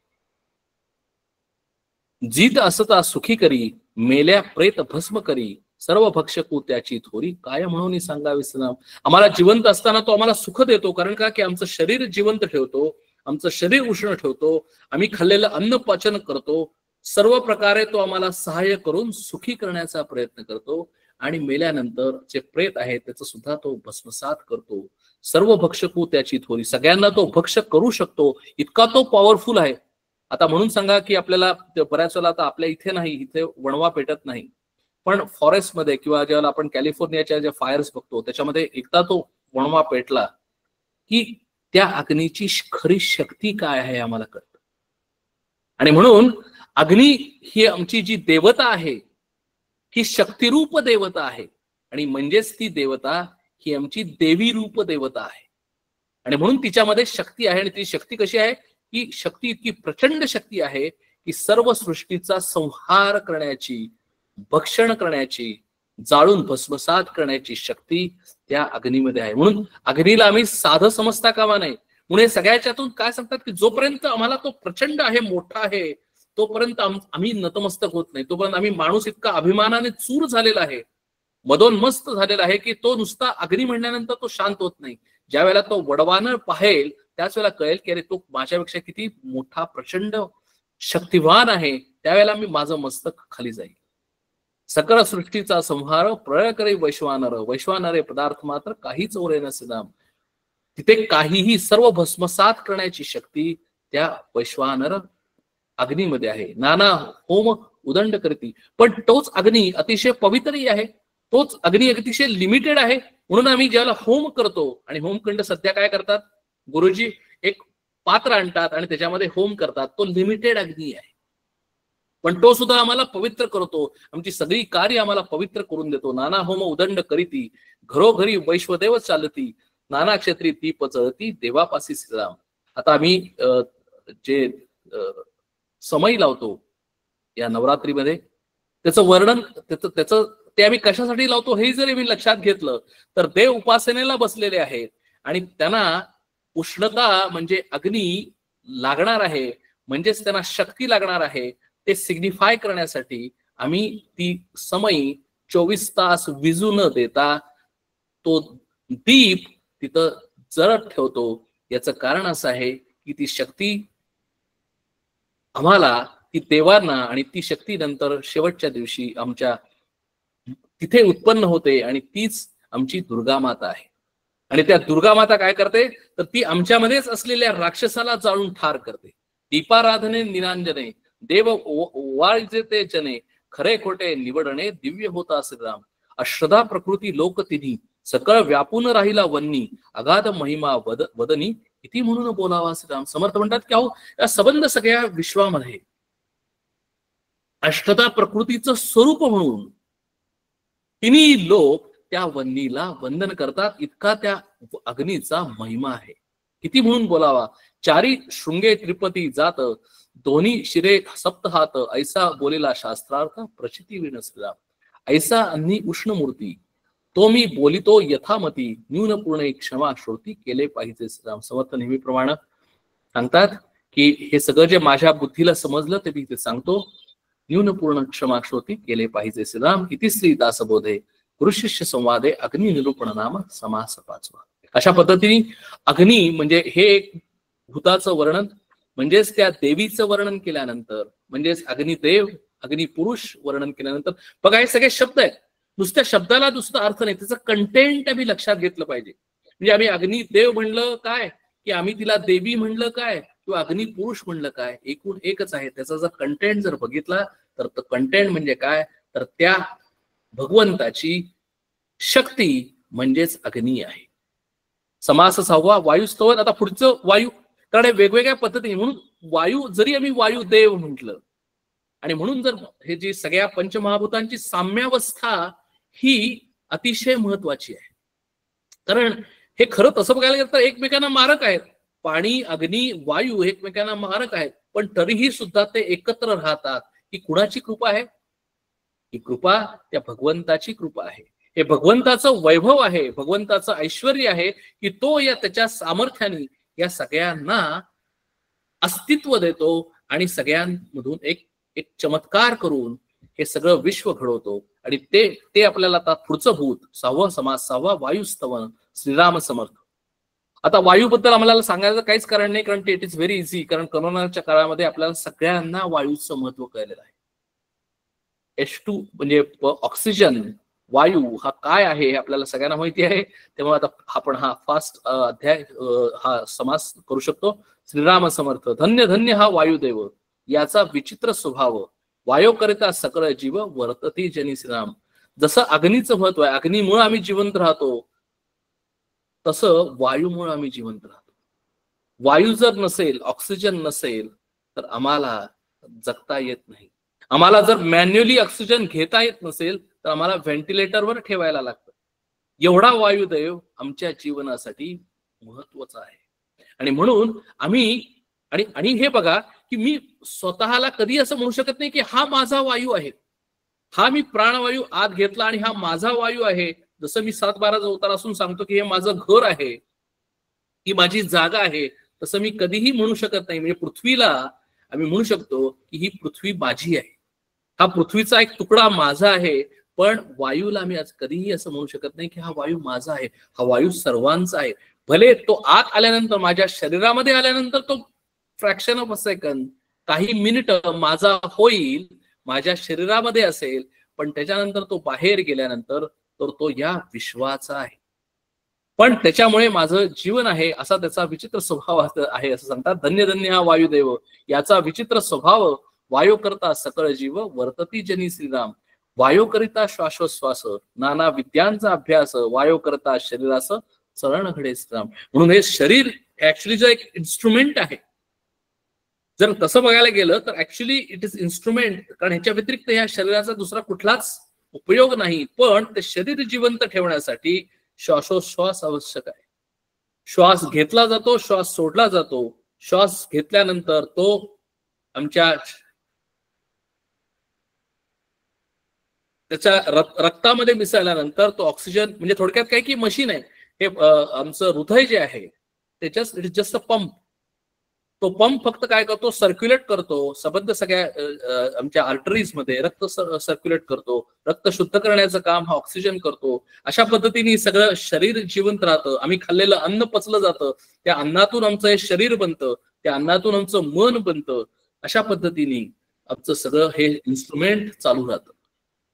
म्हणून चळवण प्रसारण, निरोधन आणि आकोचन, प्राण अपान व्यान उदान, समान वायू श्रीराम. म्हणून हे सगळं चळवण शरीराचं होण्यासाठी, आकुंचन प्रसारण होण्यासाठी, हे सगळ्या आमच्या सगळे शरीराचं काम करण्यासाठी 5 वायू सांगितले आहेत. प्राण अपान व्यान उदान समान, हे 5 वायू आहेत. आणि नुसते 5 वायू नाहीत तर नाग कुर्म कर्कश वायो धनम दैवदत्त धनंजय हे उपप्राण आहेत. आणि प्राण आणि उपप्राण हे आमच्या आत सगळ्या वेगवेगळ्या ठिकाणी असल्यामुळे प्रत्येकाचं एक वेगवेगळं फंक्शनॅलिटी प्रमाणे त्यांना नावं दिलेली आहेत, पण ते सगळे प्राणच आहेत. थोडक्यात वायू म्हणजे काय तर प्राणवायू म्हणजे लाईफ फोर्सेस. म्हणजे प्राण, आपण म्हणतो ना की शरीरामध्ये प्राण आहे तोपर्यंत हे शरीर जिवंत आहे. म्हणजे हे लाईफ फोर्सेस जोपर्यंत आमच्या शरीरामध्ये आहेत तोपर्यंत या शरीराला अर्थ आहे, अथवा ते शरीर प्रेतवत आहे. आणि म्हणून फंक्शनॅलिटी प्रमाणे त्याला 5 नावं दिलेली आहेत. प्राण अपान व्यान उदान समान. म्हणजे संबंध सगळ्या ऑक्सिजन आम्ही आत घेतो, तो प्राण झाला. अपान म्हणजे तो आम्ही बाहेर सोडतो, कार्बन डायऑक्साईड बाहेर झाला, अपान झाला. व्यान संबंध सगळ्या शरीरामध्ये. रेस्पिरेटरी सिस्टीम असेल, ही जी सगळी रक्ताभिसरण संस्था असेल, त्याच्यातून सगळ्या समान आणि उदान. उदान हा सगळ्यात शेवटी येणारा वायू, म्हणजे या शरीरातून माझ्या अंतःकरणाला बाहेर काढणारा हा जो उदान वायू आहे. अशा फंक्शनॅलिटी प्रमाणे 5 नावं दिली. आणि त्याचेच उपप्राण म्हणजे नाग कुर्म कर्कश देवदत्त धनंजय असे त्याचे 5 उपप्राण आहेत. ऐसे हे वायूचे स्वभाव उदंड असती श्रीराम. सांगण्याचा मुद्दा एवढा एकच आहे की आमच्या देहामध्ये हे सगळे प्राण वेगवेगळ्या पद्धतीने फंक्शन करतात आणि आमचं शरीर जिवंत ठेवतात. वायो ब्रह्मांडी प्रकटला, ब्रह्मांड देवतास पुरवला, तेथून पिंडी प्रकटला, नाना गुणे श्रीराम. म्हणून ज्या वेळेला तो पिंडामध्ये प्रकट होतो, म्हणजे काय की ज्या वेळेला आम्ही आईच्या पोटामध्ये असतो, त्यावेळेला गर्भधारणा होते, त्यावेळेला तो वायू माझ्या आत प्रकट होतो आणि त्या जीवाला जिवंतपणा येतो. आणि नंतर काही महिन्यानंतर तो आम्हाला तो पिंड म्हणजे गर्भधारणा झाल्यानंतर जे आईच्या पोटात असणार ते नंतर आम्हाला स्कॅन मध्ये दिसतं, पण त्याच्या आधीच तो तिथे पिंडामध्ये प्रगटलेला असतो. स्वर्गलोकी. आणि तो ऍक्च्युली खरा जन्म आहे. आम्ही काय म्हणतो की 9 महिन्यानंतर, 9 महिने 9 दिवस झाल्यानंतर आमचा जन्म होतो, तर तसं नाही. आमचा जन्म त्याच वेळेला झालेला असतो, कारण त्यावेळेला आमच्या पिंडामध्ये प्राणवायू आलेला असतो. आणि आणि म्हणून प्राणवायू आल्यामुळे आम्ही त्यावेळेला जिवंत झालो. भले त्यावेळेला आम्हाला आमचे ज्ञानेंद्रिय आणि कर्मेंद्रिय डेव्हलप झालेले नसतील, आमचं हृदय डेव्हलप झालेलं नसेल, ते हळूहळू स्टेप बाय स्टेप होतं 9 महिन्यामध्ये. पण नंतर तो तिथं त्यामुळं त्यावेळेला तो वायू प्रकट झाल्यामुळे आम्ही जिवंत होतो, स्वर्गलोक. आणि म्हणून आम्हाला बाहेर आल्यानंतर, आईच्या पोटातून बाहेर आल्यानंतर आम्हाला वाटतं की अरे हा देह म्हणजेच मी आहे. पण तसं नाही. त्या तो देह आता स्थूल आता मला दिसतो आहे, पण तो आत पोटामध्ये असताना 9 महिन्याच्या आधी तो अतिशय सूक्ष्म होता. आणि नंतर तो सूक्ष्म रूपच परत आम्ही स्थूल रूपामध्ये कन्व्हर्ट झालेलो आहे, ट्रान्सफॉर्म झालेलो आहे. मृत्यूलोकेचे मानव विख्यात राजे श्रीराम, नरदेही नाना भेदे, अनंत भेदाचे भेदांची श्वापदे, वनचरे जळचरे आनंदे क्रीडा करीती श्रीराम. परत समर्थ इथं वेगवेगळ्या प्रकाराने विविधता दाखवतात. प्रत्येक नरामध्ये, प्रत्येक माणसामध्ये हा वेगवेगळा भेद आहे.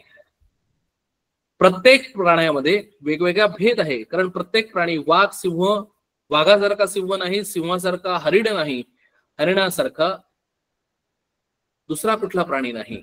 तसं आमच्या सुद्धा वेगवेगळे देह आहे. स्त्रीचा देह असेल, पुरुषाचा देह असेल, लहान मुलाचा देह असेल, मोठ्या माणसाचा देह असेल, काळा देह असेल, गोरा देह असेल, त्याच्यामध्ये अनेक भेद आहेत. पण परत एकदा आम्हाला विविधतेतून एकता. बघा, आमची संस्कृती प्रत्येक वेळेला हे सांगते की विविधतेतून एकता, विविधतेतून एकता. म्हणजे काय, तर दिसताना दिसते विविधता, फक्त आम्ही त्या विविधतेमध्ये अडकून बसलो तर आम्ही ते एकत्वाला विसरतो. आणि म्हणून इथं समर्थ प्रत्येक वेळेला सांगतात की जरी आम्हाला अनंत भेद दिसत असले तरी प्रत्येक शरीरामध्ये, प्रत्येक ते प्राण्याचं शरीर असू देत किंवा ते कुठल्याही माणसाचं शरीर असू देत, त्याच्यामध्ये अनेक वेगवेगळे प्रकार असू देत, ते अनंत भेदाची असू देत, परंतु त्याच्या प्रत्येकामध्ये एकच वायू आहे. हे आम्हाला सगळी शरीर क्रीडा करताना दिसतात, आनंद घेताना दिसतात. सगळं प्रत्येक जण बघा, वाघ, हे सिंह, आम्ही सुद्धा स्वतः मस्तपैकी सगळं आयुष्य चाललेलं आहे. पण आम्ही विसरतो की तो आमच्या नकळत श्वासोश्वास चाललेला आहे. आमच्या नकळत आमचा वायू आत घेतो, वायू बाहेर टाकतो, रेस्पिरेटरी सिस्टीम काम करते, सगळं आमच्या नकळत चाललेलं आहे. ज्या समस्तामध्ये वायू खेचर कुळ अवघेचरे, उठती वन्नीचे वाय वायू करत असला. म्हणून वायू किती महत्वाचा आहे ते समर्थ सांगतात की जसं आपण अग्नी बघितला तसंच वायू त्याच्यापेक्षा सुद्धा जास्त महत्वाचा आहे. वायू मेघाचे भरण करी. म्हणून सांगण्याचा मुद्दा काय परत हा, की नुसतं वायू वायू म्हणून त्याच्याकडे पाहू नका. वायुदेव म्हणून त्याच्याकडे पहा आणि त्याला नमस्कार करा, त्याचं स्मरण करा.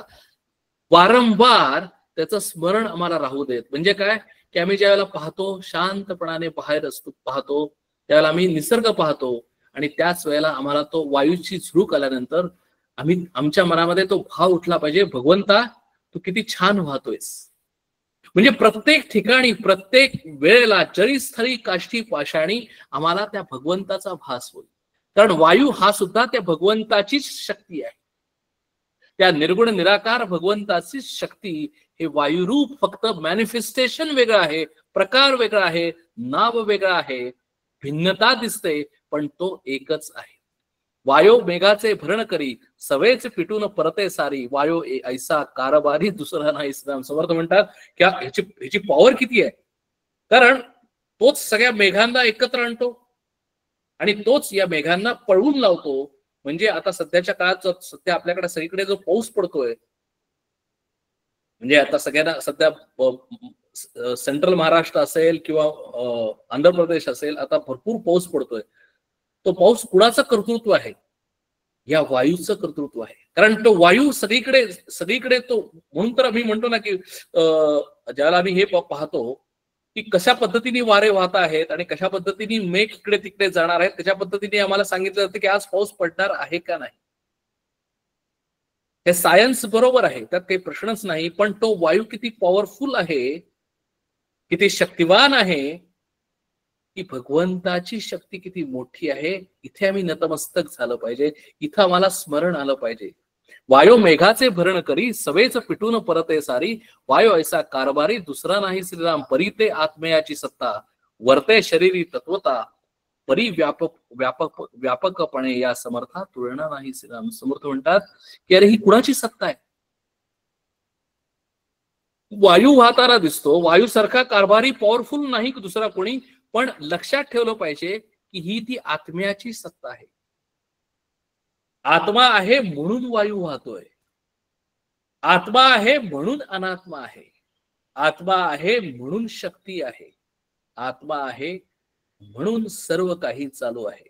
परिते आत्म्याची सत्ता वर्ते शरीरी तत्वता परिव्यापकपणे या समर्था तुलना नाही. श्रीराम म्हणून पाहताना ही शक्ती पाहिजे आहे, पाहताना ही देवीचं स्मरण करायचं आहे, आणि आज स्मरण करता करता त्या आत्म्याची सत्ता अनुभवायची आहे.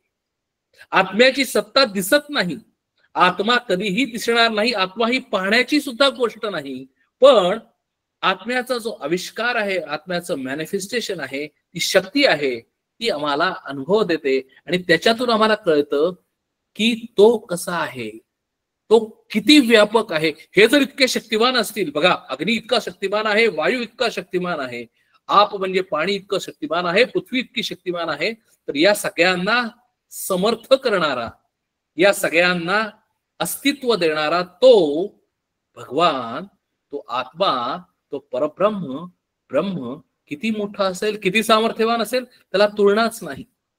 गिरीहून दाट फौजा मेघ उठिले लोक काजा गरजे गरजो तडक विजा वायो बळे. श्रीराम म्हणून ज्याला वारा सुटतो त्यावेळेला आम्ही एका जागेवर थांबू शकत नाही.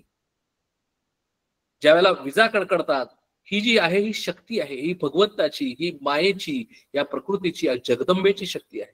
चंद्र सूर्य नक्षत्रमाळा ग्रह मंडळे मेघमाळा ये ब्रह्मांडी नाना काळा वायू करता. वायू आम्हाला वेगवेगळ्या पद्धतीने काम करताना दिसतो. एकवटले ते निवडे ना, कालवले ते वेगळे होईना, तैसे हे बेचाड नाना केवी कळे. श्रीराम समर्थ म्हणतात यार हे सगळे एकत्र झालेले आहेत. म्हणजे काय, तर कधी कधी आम्हाला वायू, अग्नी, पाणी वेगवेगळं दिसतं, पण खरं तसं बघायला गेलं तर हे पंचमहाभूत आणि ती शक्ती म्हणजे आमची देवी, आमची माता इतकी या चराचरामध्ये इतकी बेमालून मिसळलेली आहे, इतकी ती कालवलेली आहे की आम्हाला ते वेगवेगळे आहेत असं करताच येत नाही. बघा आमच्या शरीरातून अग्नी वेगळा काढून दाखवा, आमच्या शरीरातून वेगळा वायू काढून दाखवा, आमच्या शरीरातून अग्नी काढून दाखवा, काढताच येणं शक्य नाही. आणि आमच्यामध्ये सुद्धा शक्ती आहे की नाही? जर माझ्यामध्ये जर शक्ती नसेल तर मी काम करू शकलो नसतो, मी दगड उचलू शकलो नसतो, मी पोती उचलू शकलो नसतो, मी ऑफिसमध्ये जाऊन कोडिंग करू शकलो नसतो, मी वेगवेगळे प्रॉडक्ट डिझाईन करू शकलो नसतो, मी विचार करू शकलो नसतो. ही शक्ती नाही का? आणि मग ही शक्ती जर आम्ही जर सगळं हे जर मी सांगितलं की या शरीरामध्ये 5 पंचमहाभूत आहेत, वेगळी काढा, या शरीरातली शक्ती वेगळी काढा, हो ते कधीही काढता येणं शक्य नाही. ते एक आमचं संघात झालेलं आहे, एक मिश्रण झालेलं आहे. हे मिश्रण एका पद्धतीने आम्हाला काढता येत नाही, पण ते कालवल्यासारखं असल्यामुळं ते एकत्र वाटतं, संघटित वाटतं, आणि त्याच्यामधून मी हा विवेक तयार होतो. तैसे हे बेचाड नाना केवी कळे. श्रीराम वायो सुटे सरारा असंभाव्य पडती गारा, तैसे हे जीव नीरा सरीसे पडते. श्रीराम वायुरूपे कमळ कळा तोची आधार जळा, तैस तया जळाच्या आधारे भूगोळा शेषे धरिले. श्रीराम आता समर्थ थोडासा पुराणातला आधार घेतात आणि ते म्हणतात की पृथ्वीला कुणी धरलंय, तर शेषानं धरलंय. आता बघा पुराणामध्ये वेगवेगळ्या पद्धतीने या कथा सादर करून आम्हाला परत कथेच्या आधाराने तो भाव निर्माण केलेला आहे. आम्ही बऱ्याच वेळा म्हणतो की पुराणातली वांगी पुराणात, कारण पुराणातल्या कथा कशा काय हे होतील, पण त्याला ते उपमा दिलेली आहे आणि उपमेनी आम्हाला ते समजून सांगण्याचा प्रयत्न केलेला आहे. आणि काय सांगितलंय, तर या पृथ्वीला कुणी धरलंय, तर शेषानी धरलंय. शेष कोण, तर शेषशाही भगवान. बघा भगवान शेषशाही भगवान का, तर भगवान शांत पहुडलेले आहेत. आणि भगवान म्हणजे कोण, तर आत्मा म्हणजेच आमचे विष्णू भगवान. आणि त्यांचा शेषशाही म्हणजे त्यांचा एक पार्षद त्यांनी या पृथ्वीला धरलेला आहे. म्हणजे काय, तर पृथ्वीचं भरलं पोषण कोण करताय, तर भगवान करतायत. कसं करतायत, शक्तीच्या आधारे करतायत.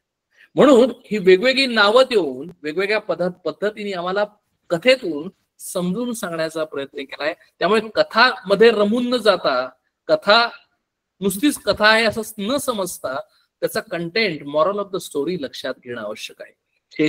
शेषाचं पवनाचा आधार, आहारे फुगे शरीर तरी मग घेतला भार भूमंडळाचा श्रीराम. समर्थ म्हणतात, समर्थांनी अजून थोडस उपमा दिलेली आहे की शेषाचं पवनाचा आहार, शेष म्हणजे शेषशाही भगवान आहेत, तर शेष जो आहे तो एवढा भूमंडळ म्हणजे पृथ्वीला कसा तोलू शकतो, कसा धरू शकतो, तर त्याचं वायूमुळे त्याचा आहार, वायू हा त्याचा आहार असल्यामुळे त्याचं शरीर फुगलं आणि त्याच्यामध्ये शक्ती निर्माण झाली आणि तो पृथ्वीला धरतो, असे इथं समर्थ आम्हाला इथे सांगतात.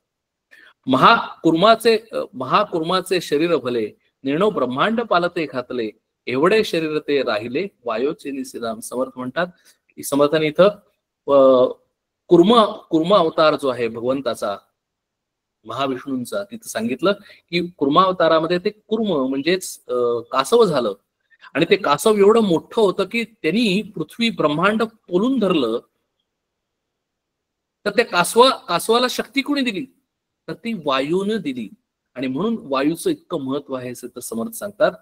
वारा हे आपुले दंती, पृथ्वी धरिली होती, त्याची एवढी शक्ती वायू पडे. म्हणून त्या वाऱ्यामुळं ती पृथ्वी धरण्याचं सामर्थ्य त्या कुर्मामध्ये आलं असं समर्थ म्हणतात. ब्रह्मा विष्णू महेश्वर, चौथा आपण जगदेश्वर, वायो स्वरूप विचार विवेकी जाणती सलाम. ब्रह्मा विष्णू महेश्वर आपल्याला माहिती आहे, आणि चौथा जगदेश्वर म्हणजेच जगद ईश्वर हा वायू स्वरूप आहे असं विवेकी लोक जाणतात असं समर्थ म्हणतात. म्हणजे थोडक्यात सांगायचा मुद्दा हाच आहे की त्याला वेगवेगळी नावं आम्ही दिलेली आहेत शास्त्रामध्ये, आणि म्हणून ते सुद्धा आम्हाला समजण्यासाठी बघा, कुणी जर हे केलं असेल, आपल्याला कुणी सत्यदेव म्हणतात, कुणी सत्यनारायण म्हणतात. म्हणजे सत्यनारायणाची पूजा केल्यानंतर सुद्धा त्याला वेगवेगळी नावं आहेत. नावं फक्त वेगवेगळी आहेत पण कंटेंट एकच आहे. ब्रह्मा विष्णू महेश्वर नावं वेगळी आहेत, जगदेश्वर चौथं नाव आहे पण कंटेंट एकच आहे, आणि तो म्हणजे भगवंत आहे. वायू स्वरूप विचार विवेकी जाणती सिद्धा. म्हणून विचाराने विवेकाने हे सगळं जाणून घ्यायचं आहे. 33 कोटी सुरवर, 88 सहस्त्र ऋषेश्वर, सिद्ध योगी भारे भार वायो करत असत. समर्थ वेगवेगळे 33 कोटी देव आहेत, 88,000 ऋषी आहेत, सिद्ध योगी भारो भार वायो करत असराम. 9 कोटी कात्यायनी, 56 कोटी चामुंडिणी, 8 कोटी भूतखाणी वायो रूपे श्रीराम. भूते देवते नाना शक्ती, वायुरूप त्यांच्या व्यक्ती, नाना जीव नेणो किती भूमंडळी श्रीराम. या भूमंडळामध्ये अनेक देवता आहेत, अनेक भूत आहेत, अनेक शक्ती आहेत, वायुरूप शक्ती आहेत, अनेक जीव आहेत. हे सगळे वायुमुळे आहेत, वायुदेवांमुळे आहेत असं इथं समर्थ सांगतात. पिंडी ब्रह्मांडी पुरवला, बाहेर कंचुकास नेल गेला, सकरा ठाई पुरवला समर्थ वायू श्रीराम. असा हा समर्थ वायू पिंडाला आणि ब्रह्मांडाला जिवंत ठेवतो आणि सगळीकडे तो व्यापून उरलेला आहे. ऐसा हा समर्थ पवन, हनुमंत जयाचा नंदन, रघुनाथ स्मरणी तन मन हनुमंताचे श्रीराम. आता बघा, हनुमंत हा वायूचा पुत्र आहे असं म्हणतात. आपण आपल्या सगळ्यांनी गोष्टी ऐकलेल्या आहेत, वायुपुत्र हनुमान असं मी म्हणतो, आणि हनुमान हा चिरंजीव आहे असं मी म्हणतो. आता हनुमान हा चिरंजीव आहे म्हणजे काय, तर तो इथं समर्थ म्हणतात की तो वायूचा पुत्र आहे आणि पिता पुत्र समान आहेत. म्हणजे काय, दोघही हनुमान आणि हनुमानचा वडील दोघही हनुमंत वायुपुत्र असल्यामुळे दोघही समान आहेत, आणि त्यामुळे वायू हा चिरंजीव असल्यामुळे हनुमान सुद्धा चिरंजीव आहे. आणि चिरंजीव का, तर वायू शिवाय आम्हाला राहताच येणार नाही, आणि म्हणून वायू स्वतः चिरंजीव आहे. वायू कधीही होणार नाही की वायू नाही आणि संबंध सगळी सृष्टी आहे. असं कधीही होणार नाही की वायू नाही आणि ही पृथ्वी आहे. आणि म्हणून जोपर्यंत या सृष्टीवर वायू आहे तोपर्यंत, म्हणूनच त्याला वायूला चिरंजीव म्हणलं, आणि म्हणूनच हनुमंताला वायुपुत्राला चिरंजीव असं म्हणलं जातं. म्हणून आम्ही कधीही जिथं जिथं रामकथा करतो, बघा जिथं जिथं आम्ही रामकथा करतो तिथं हनुमंत ऑटोमॅटिकली येतात. कसे येतात, वायू रूपाने येतात. वायू रूपाने ते सगळीकडे आहेतच, पण ज्या वेळेला आम्ही रामकथा करतो त्यावेळेला ते वायुरूप असल्यामुळे संबंध त्यांचं भ्रमण या पृथ्वीवर, कारण हाच वायू अमेरिकेला आहे, हाच वायू ऑस्ट्रेलियाला आहे, संबंध सगळ्या पृथ्वीवर एकच एक वायू आहे. त्यामुळे वायुरूप म्हणजेच आमचे हनुमान हे सगळीकडे भ्रमण करतात, इतके ते फास्ट जातात. आणि म्हणून ज्या ज्या वेळेला आम्ही हनुमंताचं स्मरण करतो त्या वेळेला आम्ही वायूचं स्मरण करतो आणि त्या अनुषंगानं आम्ही रघुनाथाचं स्मरण करतो. बघा, म्हणजे आम्ही आमचं शास्त्र किती प्रगल्भ आहे बघा, की आम्ही हनुमंताचं जेव्हा स्मरण करतो त्याला हनुमंत म्हणजे असे आहेत असं म्हणून नाही, तर ते वायुपुत्र हनुमान आहे. आणि म्हणून वायुपुत्र हनुमान हे स्वतः तन मन रघुनाथ स्मरण करतात. कारण का, की त्यांना माहिती आहे की हनुमंत म्हणजेच वायू कुणामुळे अधिष्ठित आहेत, तर ते अधिष्ठान तेच आत्म्याचं म्हणजेच रघुनाथाचं म्हणजेच भगवंताचं अधिष्ठान आहे. हनुमंत वायूचा प्रसिद्ध, पिता पुत्र्यास नाही भेद, म्हणून दोघेही अभेद पुरुषार्थ विषयी श्रीराम. म्हणून समर्थ म्हणतात की पिता पुत्र असं भेद नाही, कारण पिता जसा पुत्र तसा पिता, जसा पिता पुत्र तसा पुत्र, आपल्या सगळ्यांनाच माहिती आहे, द सेम DNA. आणि म्हणून त्याच्यामध्ये अभेदत्व आहे. हनुमंताचं बोली जे प्राणनाथ, येणे गुणे हा समर्थ, प्राणे विन सकळ व्यर्थ होत जाते सदा. म्हणून समर्थ या सगळ्या ओव्यांमध्ये हनुमंताचं वर्णन करतात, हनुमंताचे गुण गातात, हनुमंताला वंदन करतात. कारण हनुमंत अतिशय समर्थ आणि हनुमंत या दोघांचं एकत्रित ऍक्च्युली आपल्या दृष्टीने जर बघितलं तर ते दोघही एकच आहेत. समर्थ आणि हनुमंत दोन्हीही दोन वेगळे नाहीत. कारण का, की दोघही त्या रघुनाथाचे अतिशय निस्सीम भक्त आहेत. म्हणून हनुमंताचं बोलीचे प्राणनाथ, येणे गुणे हा समर्थ. प्राणनाथ का म्हणलं, तर ही जो लाईफ फोर्स, प्राणनाथ म्हणजे काय, तर प्राण म्हणजेच वायू, म्हणजेच हनुमंताला म्हणून आम्ही प्राणनाथ म्हणतो. प्राणे विन सकळ व्यर्थ होत जाते सदा. म्हणून आपल्याला सगळे जॉईनिंग द डॉट्स जर बघितले तर हनुमंताचा आम्ही का हे करतो, प्रार्थना करतो. हनुमंताची समर्थ म्हणजे रघुनाथाच्या जवळ जायचं असेल तर आम्ही हनुमंताला प्रसन्न करून घेतलं पाहिजे. म्हणून आम्ही हनुमंताला प्रार्थना करतो की मला रघुनाथापर्यंत घेऊन जा. कारण का, की तो वायू स्वरूप आहे आणि वायू हा रघुनाथाच्या रामाच्या अत्यंत जवळ आहे. कारण तो सूक्ष्म आहे. आपल्या सगळ्यांना माहिती आहे, आकाश वायू अग्नी आप आणि पृथ्वी या पद्धतीने जर आपण आलो तर खालून वर जर गेलो तर वायू हा सेकंड आहे. आणि म्हणून मागे मृत्यू आला हनुमंता, तेव्हा वायू रोधला होता, सकळ देवास अवस्था प्राणात मांडले श्रीराम. आणि म्हणून इथं समर्थ हनुमंताचे गुणवी गातात की अरे, ज्यावेळेला देवांना सुद्धा ज्यावेळेला पकडलेलं होतं त्यावेळेला हनुमंतानी तिथे देवांना सोडवलेलं होतं. मागे मृत्यू आला हनुमंता, तेव्हा वायू रोधला होता. ज्यावेळेला वायूचं रोधन केलं जातं, वायू थांबतो, त्यावेळेला मृत्यू येतो. सकळ देवासा अवस्था प्राणात मांडले श्रीराम, देव सकळ मिळवणं केले वायूचे स्तवन, वायू प्रसन्न होऊन मोकळे केले श्रीराम. समर्थ म्हणतात की देवांना जेव्हा राखून ठेवलेलं होतं त्यावेळेला त्यांनी वायूचं स्तवन केलं आणि वायूंनी प्रसन्न होऊन त्यांना मोकळं केलं. म्हणून प्रतापी थोर हनुमंत ईश्वरी अवतार, याचा पुरुषार्थ सुरोवर पाहतची राहिले श्रीराम. देव काराग्रही होते, हनुमंत देखील अवचिते, संहार करून लंके भोवते, विटंबून पाडिले श्रीराम. म्हणून बघा, हनुमंत आणि राम यांची जोडी कशी आहे बघा. म्हणून हनुमंत हे शक्तिरूप आहेत आणि शक्ती हे भगवंताची एक अनुस्यूत असणारी शक्ती आहे, कायनेटिक एनर्जी आहे. म्हणून हनुमंतानी इतका पराक्रम करून दाखवला. आणि म्हणून हनुमंताचं इथं सांगतात की लंकेमध्ये गेल्यानंतर रावणाला सुरुवातीलाच कळलं होतं की हनुमंत जर एवढा पराक्रमी असेल तर रघुनाथ हा केवढे पराक्रमी असतील. म्हणून सध्याच्या डिप्लोमसी जर आपण बघितलं तर डिप्लोमॅटिक वर्ल्ड मध्ये जर बघितलं तर पहिल्यांदा अशा डिप्लोमॅटला पाठवलं की जो हनुमंत आहे, की त्यांनी इतका प्रचंड पराक्रम गाजवला की सगळ्या लंकेमध्ये लक्षात आलं की आपलं काही खरं नाही. कारण आता ह्याचा वरती असणारा, श्रेष्ठ असणारा रघुनाथ ज्यावेळेला इथे येईल त्याला तो किती पराक्रमी असेल. आणि म्हणून इथे म्हणतात की उसळणी घेतले देवाचे, मूळ शोधले राक्षसांचे, मोठे कौतुके पुच्छकेताचे, आश्चर्य वाटे सुद्धा. पुच्छकेता म्हणजे हनुमान.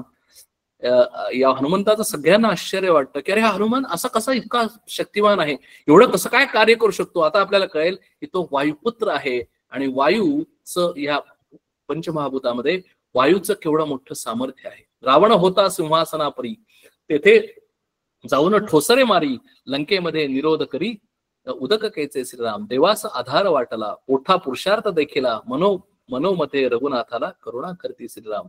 दैत्य अवघे संहारिले, देव तात्काळ सोडिले, प्राणी मात्र सुखी झाले, त्रैलोक्यवासी श्रीराम. म्हणून दैत्याचा संहार झाला. आता सुद्धा आपला बघा की ज्या वेळेला हे नवरात्र सुटलं जातं त्यावेळेला दैत्याचा संहार होतो, रावणाचा नाश होतो आणि सगळीकडे आनंदी आनंद होतो. म्हणजेच आमच्या आयुष्यामध्ये सुद्धा काय होत असेल तर आमच्या आयुष्यातली जी शक्ती आहे तिला आम्ही प्रसन्न करून घेतो, आणि ज्या वेळेला शक्तीला आम्ही प्रसन्न करून घेतो त्यावेळेला ऑटोमॅटिकली तर शक्ती बरोबर शिव सुद्धा येतात, सीते बरोबर राम येतात, म्हणूनच माते बरोबर वडील सुद्धा येतात. आणि म्हणून सर्व हे सुखी होतात, प्राणी मात्र सुखी झाले, त्रैलोक्यवासी श्रीराम. आणि सगळीकडे आनंदी आनंद होतो. आणि म्हणूनच हे आम्हाला दाखवण्यासाठी, हे आम्हाला कळण्यासाठी, हा भाव उत्पन्न होण्यासाठी आम्हाला नवरात्र केलं जातं, नवरात्र शिकवलं जातं. नवरात्र म्हणजे दांडिया नव्हे, नवरात्र म्हणजे गरबा नव्हे, नवरात्र म्हणजे तपश्चर्या आहे, नवरात्र म्हणजे घटस्थापना आहे, नवरात्र म्हणजे त्या देवीचा गजर आहे, त्या देवीची उपासना आहे, शक्तीची उपासना आहे, आणि त्या अनुषंगानं त्या भगवंताच्या रघुनाथाची उपासना आहे. आणि त्या अनुषंगानं आम्हाला समर्थ करण्यासाठी आम्ही ही सगळी उपासना करतो, आणि आम्हाला त्या समर्थानी समर्थ करावं यासाठी आम्ही दासबोधाचा अभ्यास करतो. सगळ्यात शेवटी मी म्हणेन की आम्हाला त्या समर्थाची कृपा व्हावी.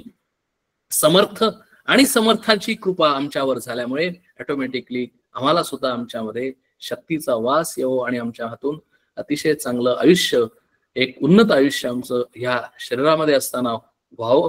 हो, आज इथंच थांबतो. हरि ओम तत्सत.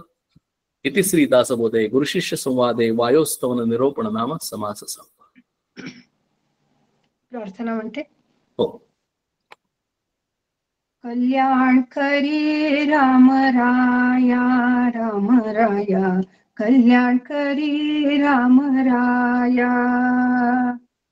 जनहित विवरी, जनहित विवरी, जनहित विवरी, कल्याण करी राम राया.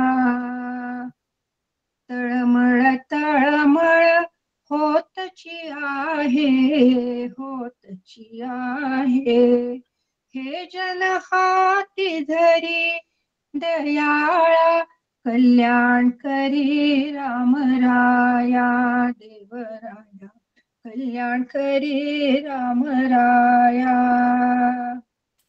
अपराधी जन चुकतची गेले, चुकतची गेले, तुझा तोची सावळी दयाळा, कल्याण करी राम राया. देवराया कल्याण करी राम राया.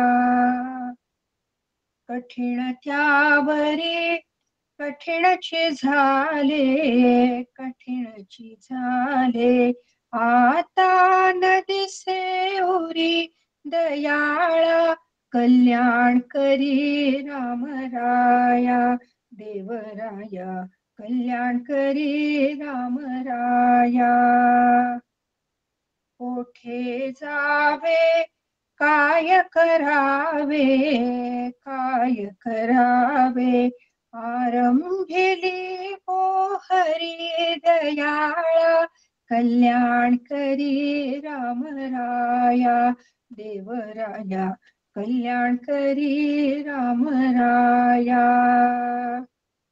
दास म्हणे आम्ही केले पावलो, केले पावलो, दयेसे नाही सरी दयाळा, कल्याण करी राम राया. देवराया कल्याण करी राम राया. देवराया कल्याण करी राम राया. जय जय रघुवीर समर्थ. छान, अतिशय सुरेख. नेहमीप्रमाणे मी लाईन्स ओपन केलेल्या आहेत, ऑडिओ आणि व्हिडिओ अनम्यूट करून काही शंका असतील, काही क्वेश्चन्स असतील, कॉमेंट्स असतील. नमस्कार दादा, बोलू का? हा बोला की. एकच मिनिट.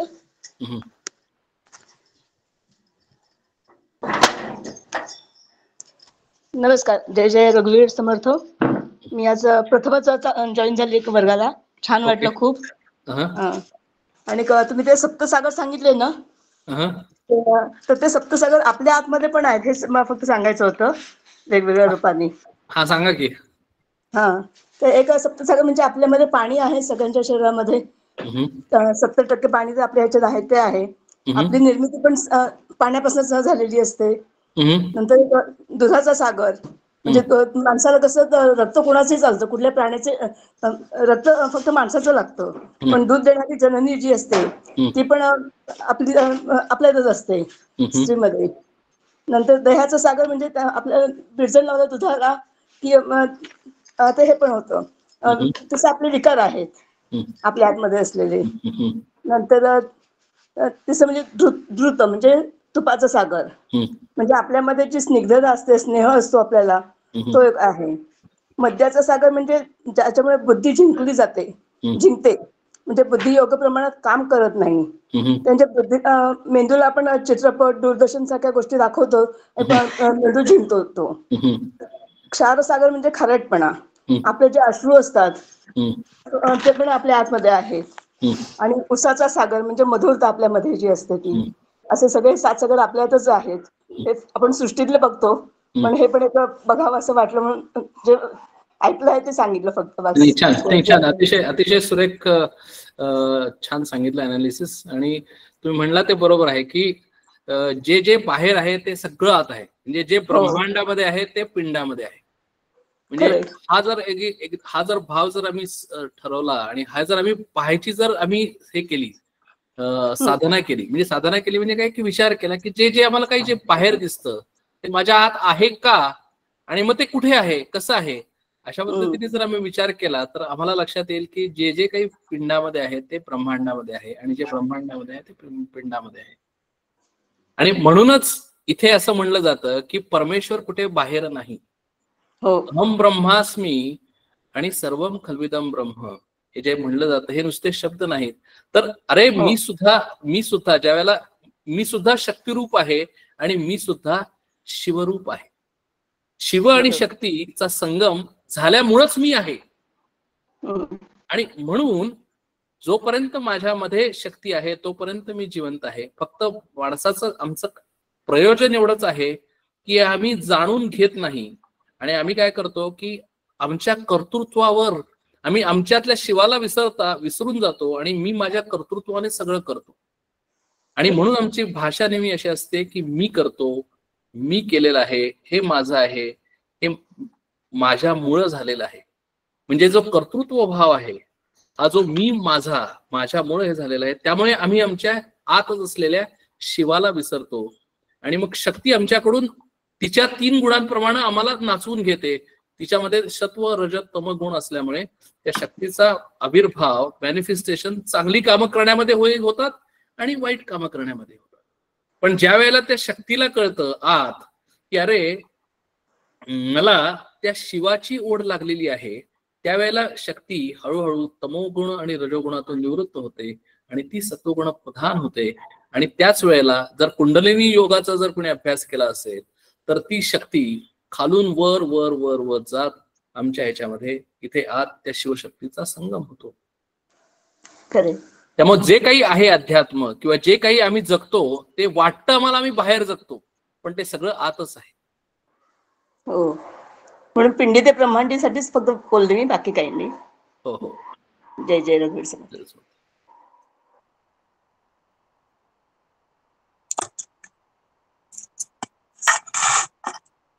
नमस्कार ताई, स्मिता ताई आणि सर पण.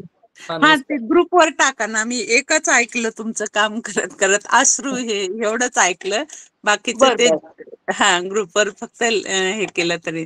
आणि सरांचं तर उत्तमच असतं, पूर्ण अगदी 8 दिवसात जे काही शंका कुशंका निर्माण झालेले असतात त्याचं निरसन होतं.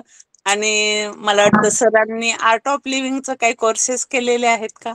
नाही, मी पूर्वी केलेले होते, पण एवढं तुम्हाला मी सांगू शकतो की जसं आपण हे वेगवेगळी विविधता बघतो, बरोबर आहे ना, विविधता, तसं आमच्या शास्त्रामध्ये सुद्धा वेगवेगळी विविधता आहे.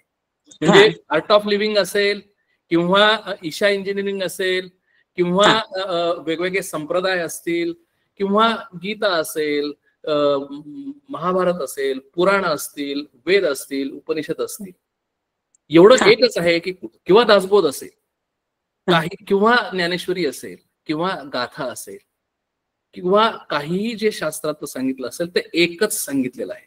हो हो, परस्पर खूप संबंध आढळतो आणि ज्या आमच्या शंका असतात त्या ऑटोमॅटिक कुठून ना कुठून तरी तुमच्या बोलण्यातून उदाहरणं येतात. त्यामुळे अगदी असं वाटतं की रविवार कधी येईल आणि 10:30 कधी वाजतील आणि पुन्हा पुनरावृत्ती होईल. म्हणून म्हणजे आमच्या शास्त्राची इतकी मजा आहे की आम्ही कुठलंही ऐकलं तरी ते एकच आहे. म्हणजे त्यामुळं म्हणजे कुणीही सांगू देत, कुठलाही शास्त्रातला माणूस सांगू देत. आणि म्हणून आम्ही आमचं हे आहे की वेगवेगळ्या पद्धतीचं वेगवेगळ्या ठिकाणी वेगवेगळ्या ऐकण्याच्या ऐवजी आम्ही काय करावं तर ते असिम्युलेट करावं आमच्यामध्ये आणि त्यातून आम्ही उपासना करत करत करत तिथं पोहोचण्याचा प्रयत्न करावा. कारण श्रवण, मनन आणि निधिध्यासना पण सांगितलेली आहे. कारण श्रवण आम्ही एका बाजूने करतो, पण त्याच्यावर विचार करून हळूहळू हळूहळू हळूहळू हळू आम्ही ते मिळवण्याचा प्रयत्न करावा असं सगळेजण सांगतात. म्हणजे तुम्ही जर मेडिटेशन केलं किंवा गुरुजींच्या प्रमाणे जर सांगितलं तर एक्झॅक्टली सेम, म्हणजे सगळेजण एकाच शास्त्राचा आधार घेतात आणि सगळेजण सध्याच्या काळामध्ये जर बघितलं तर आदिशंकराचार्य म्हणजेच जे आहे त्यांना सगळ्यांनी प्रमाण मानून ही सगळेजण सगळे संप्रदाय त्या पद्धतीने सांगतात. हो, ते तुमच्या उदाहरणातून बरंच लक्षात येतं. म्हणजे आम्ही आहोत त्याच्यात साधना त्या ह्याच्यात म्हणून लक्षात येतं. तुमच्या बोलण्यातून म्हणजे लक्षात येतं आमच्या. धन्यवाद सर. धन्यवाद. अजून काही क्वेश्चन्स, कमेंट्स? दादा टाकलं चालेल नाही आताच सप्तसागर? हो टाका. हो, काही हरकत नाही. चालेल. धन्यवाद. ओके. हे आपल्याला 4:10:03 मध्ये आलेलं आहे. 4:10:03 ओवी मध्ये सप्तसागरचा विचार झाला होता तर त्याच्यामध्ये आलेलं होतं हे. ओके. मूर्ती चतुष्टयमध्ये. मी हे थांबवतो रेकॉर्डिंग आणि सेशन पण क्लोज करतो. ओके, धन्यवाद.